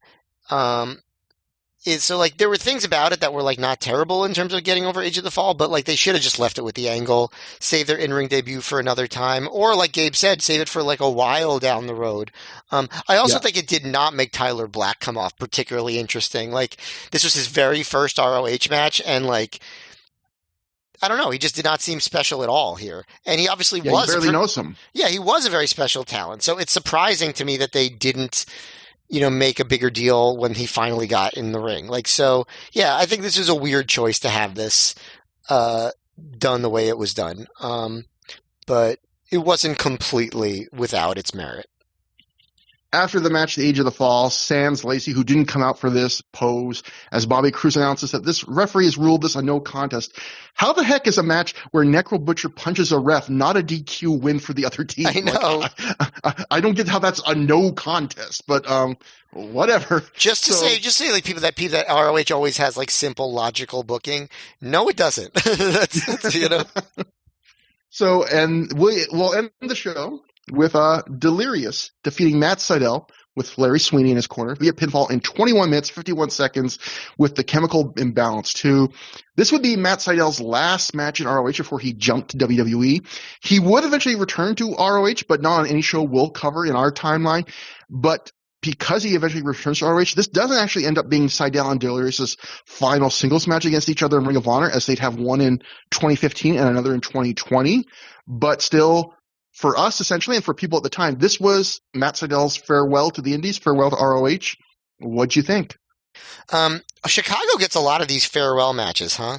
Between Cabana and Punk, obviously, and Sydal. They got Joe's last U.S. match also in ROH for his run. So, you know, as you might expect, Sydal's farewell does not get the fanfare that, you know, Cabana or Punk got, or Joe, right? Like it's not treated as big of a deal.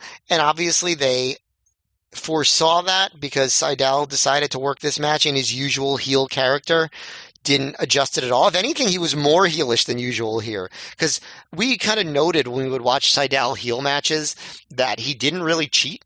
Like he was just kind of smarmy, but he didn't actually do anything so bad. But here, you know, Sweeney is interfering on his behalf and doing stuff. You know what it kind of made me think about? Like, how many matches did Sydal even have with Sweeney in his corner? Like, just the Danielson match and this, basically? Hardly any. It was very few. And they were like, that went...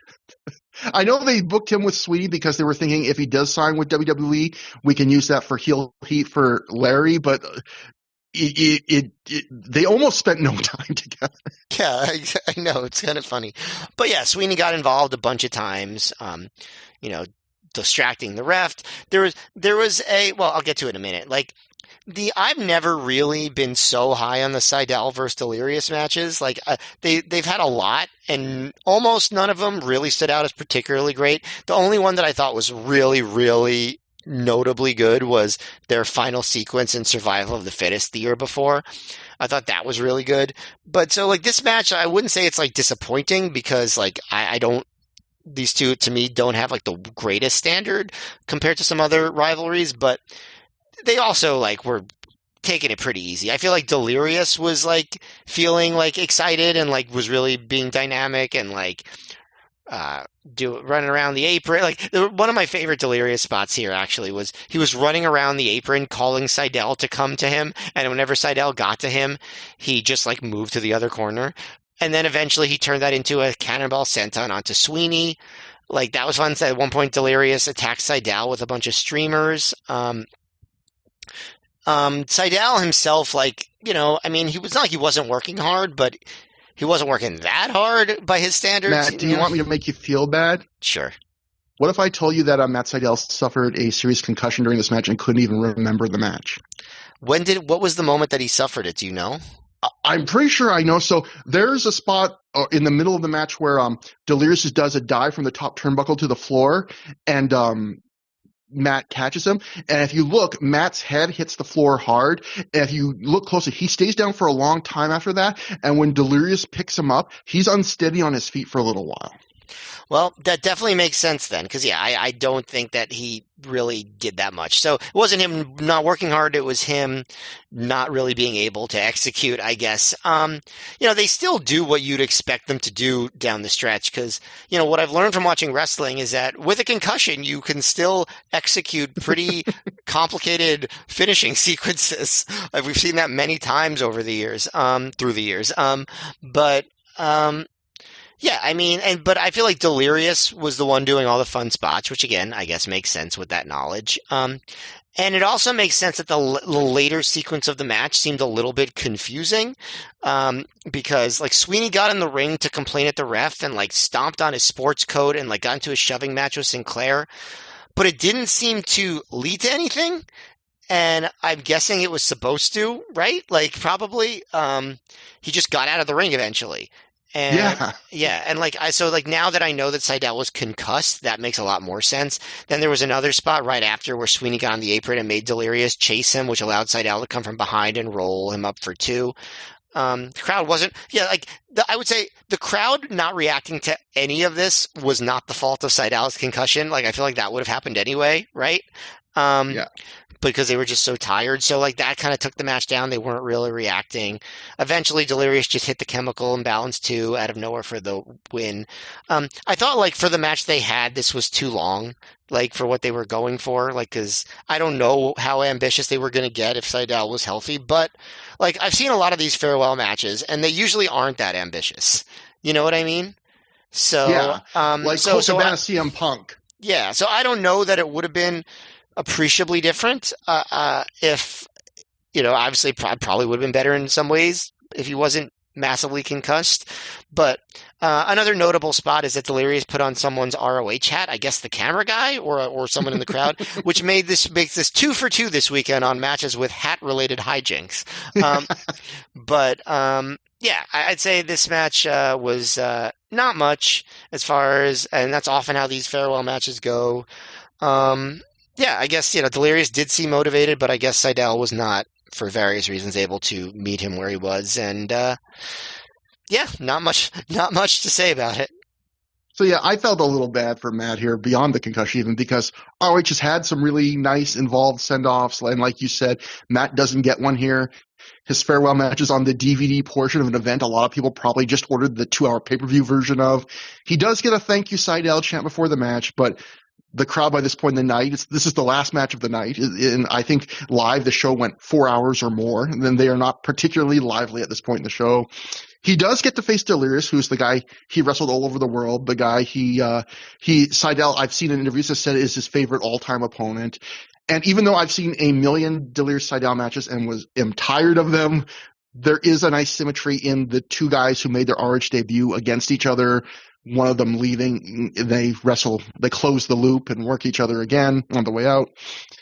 And the other, but then the concussion, yeah, that makes you feel bad. So, in fact, I felt uncomfortable knowing that there was a concussion because I think when he gets the concussion, I looked it up, there's at least 8 or 9 minutes left in the match, and he takes a bunch of bumps after that require him to jerk his head violently, which knowing that is kind of uncomfortable to watch. But because of that, I feel a little bit guilty criticizing this match, but my honest opinion is similar to yours, where I agree right on you when you were saying, like, for two guys that have had a ton of matches together, the way I feel about Seidel Delirious matches is they're rarely bad and they're rarely great. They're usually some level of good.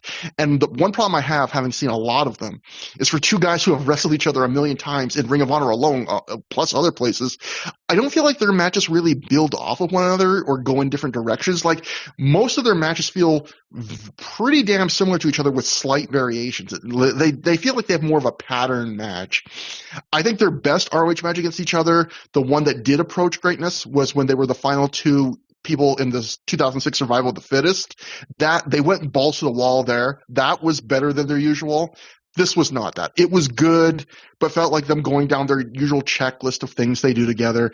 And since this match was long, they hit most of those things. It was a little interesting, like you said, that Seidel chose to play heel in his farewell and not do the CM Punk style for my last night in, let's just forget about storylines and, kind of lean into accepting your affection. He's cheap-shotting Delirious when Delirious offers a handshake, even though Delirious went out of character where instead of doing the run around like a maniac at the bell gimmick he always did, he actually just calmly stood up and offered a handshake. So that was interesting.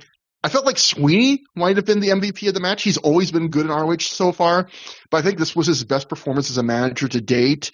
I thought he just worked his ass off, where he bumps for Delirious at one point where Delirious does a dive onto him. Him doing you mentioned doing the Garvin stomp on on his own jacket, even though it led to nothing.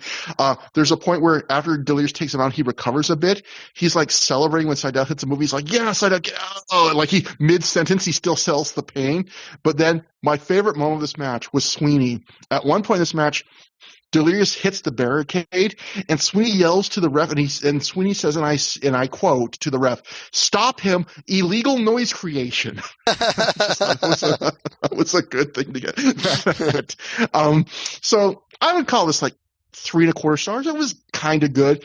If there's a disappointment, it's that in this special setting of Seidel's farewell night, this match, both in terms of style and quality, isn't special. But like you pointed out, though, there are a lot of farewell matches that haven't felt special. But this just felt like one of a dozen matches they've had done together. Yeah, I'm surprised. I'm surprised that Seidel got a concussion, and the announcers weren't like, "Did you see that move? He must have a concussion after that," because that's what ROH typically does. So I don't blame myself for not knowing that, because why do research? The announcers always tell you.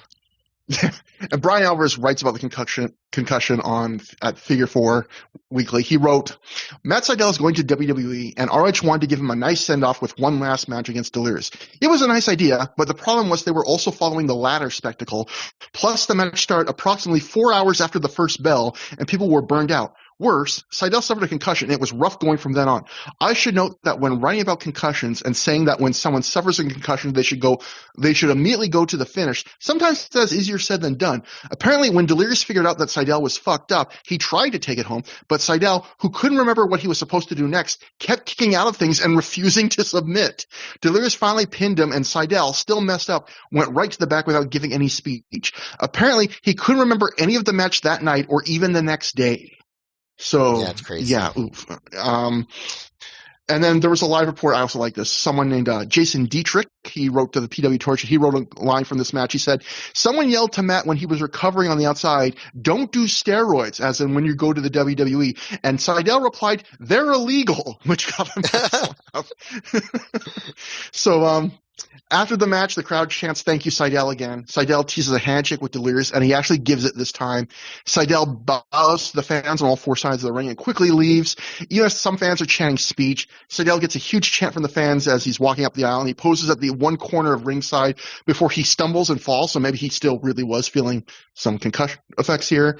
And fans again chant speech, and Seidel shakes his head no, and he slaps a few fans and quickly walks to the back with no one from the roster coming out to salute him, as they often do with goodbye. So I wonder if Seidel would have given him a speech if he hadn't been concussed. Who knows? But I will just say, to wrap up Matt Seidel's run here, when it comes to Matt Seidel, you can argue he's had a great career because he's worked in this business for over 2 decades. He's been in a million major promotions. He's been a consistently very good performer pretty much that entire time. But I'd also say that he feels like yet another ROH wrestler who was never used to his full potential in ROH or outside it. Like, yes, he worked in a ton of major promotions, but I feel like he never rose up in almost any of them as much as I feel like he could have. You know, Seidel had almost everything. Like, he's not super tall. And yes, he's not caked with 30 pounds more muscle than his body was meant to carry, but he has almost everything else. Like, he's not bulky, but his body looks great. He looks like he has like 4% body fat. He's a really good, exciting, polished worker. He's almost cartoonishly handsome. And in the final days of this heel run, I think we were starting to see a new level of charisma from him as a heel. And I always think of Seidel as a transition point in indie high flyers, where before Seidel, the hot indie high flyers, they were guys like Amazing Red, the SAT, guys in Special K, Jack Evans, and those were all guys that did incredible moves, but most of them were very skinny. Some of them didn't have great gear.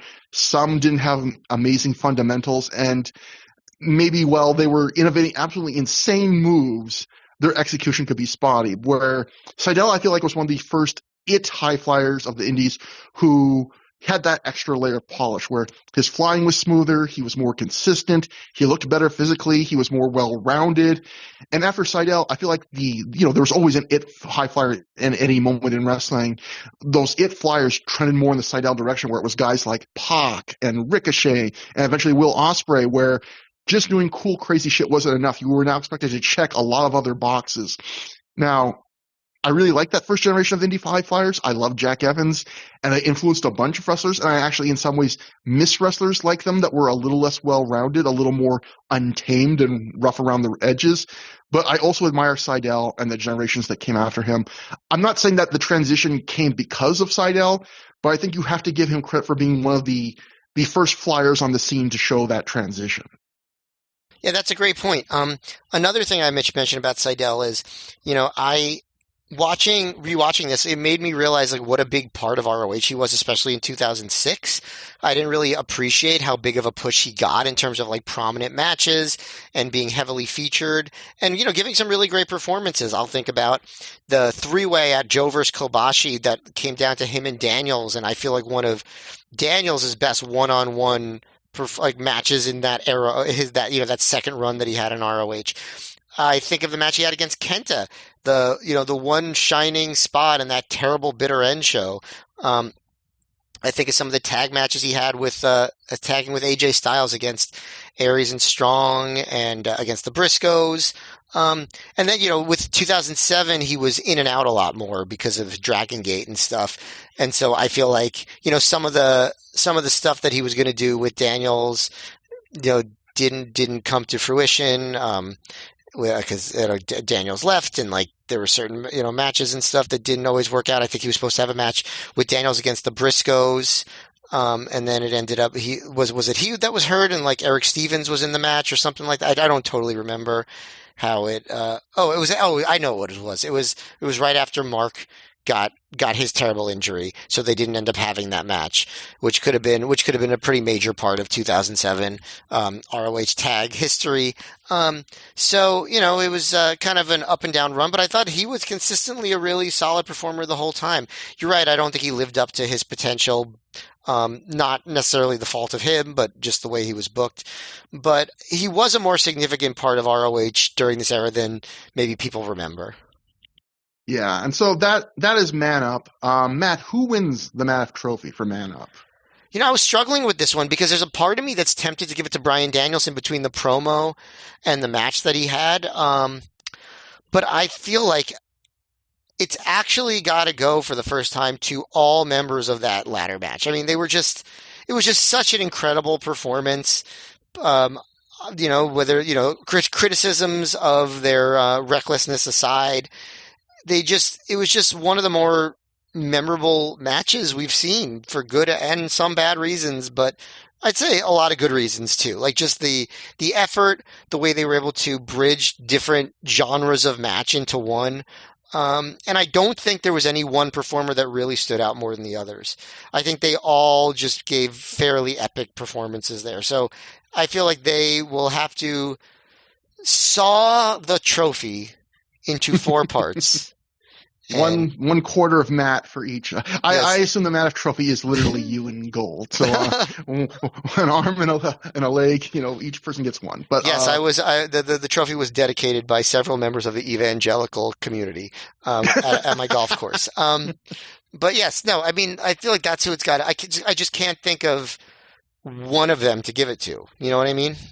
Yeah, and for the whole, I think that's an obvious and great choice. I think for the DVD portion of the show, I would just say there's interesting things on this. There's noteworthy things like Matt Seidel's last match in this run, stuff like that. But if I had a time machine recommending it to people at the time, I would say just buy the pay-per-view because I think the women's match is really neat, and there was some spots that Necro and Jack did that were cool. But overall, this was a lot of filler. Yeah, I mean, Driven's DVD extras had some like really major stuff because Danielson and Nigel's match on that pay-per-view were taped, so they both had other matches in the extras portion, including for Danielson like a really, really big time great match against Kenta. Whereas this was really like filler and Matt Seidel's farewell. So but you did, like you said, the women's match is noteworthy. So if you ever have curiosity about it, it's not going to be a bad thing to watch. But yes, no. The compared to the really, really fantastic pay-per-view, this was way more of an afterthought than the last DVD extra set was. Yeah, and so if anyone wants to get in contact with us through the years at gmail.com, that's THROH for through, at Trevor Dame on Twitter, at Mayor MGF on Twitter. We're also on Blue Sky under similar names. Next time on the show, we will be covering Honor Nation, which is a B show. That's the next show after this one. But pretty good card for a B show, including you're getting an Aries Danielson match as that feud comes back for the millionth time, where you get Kevin Steen versus Morishima for the world title. That's kind of an intriguing little match to put on a card. So we'll have that sounds like an interesting show to revisit and see, does it deserve a little more attention than people have given it. But until then, until next time, have a good time. Have a great time.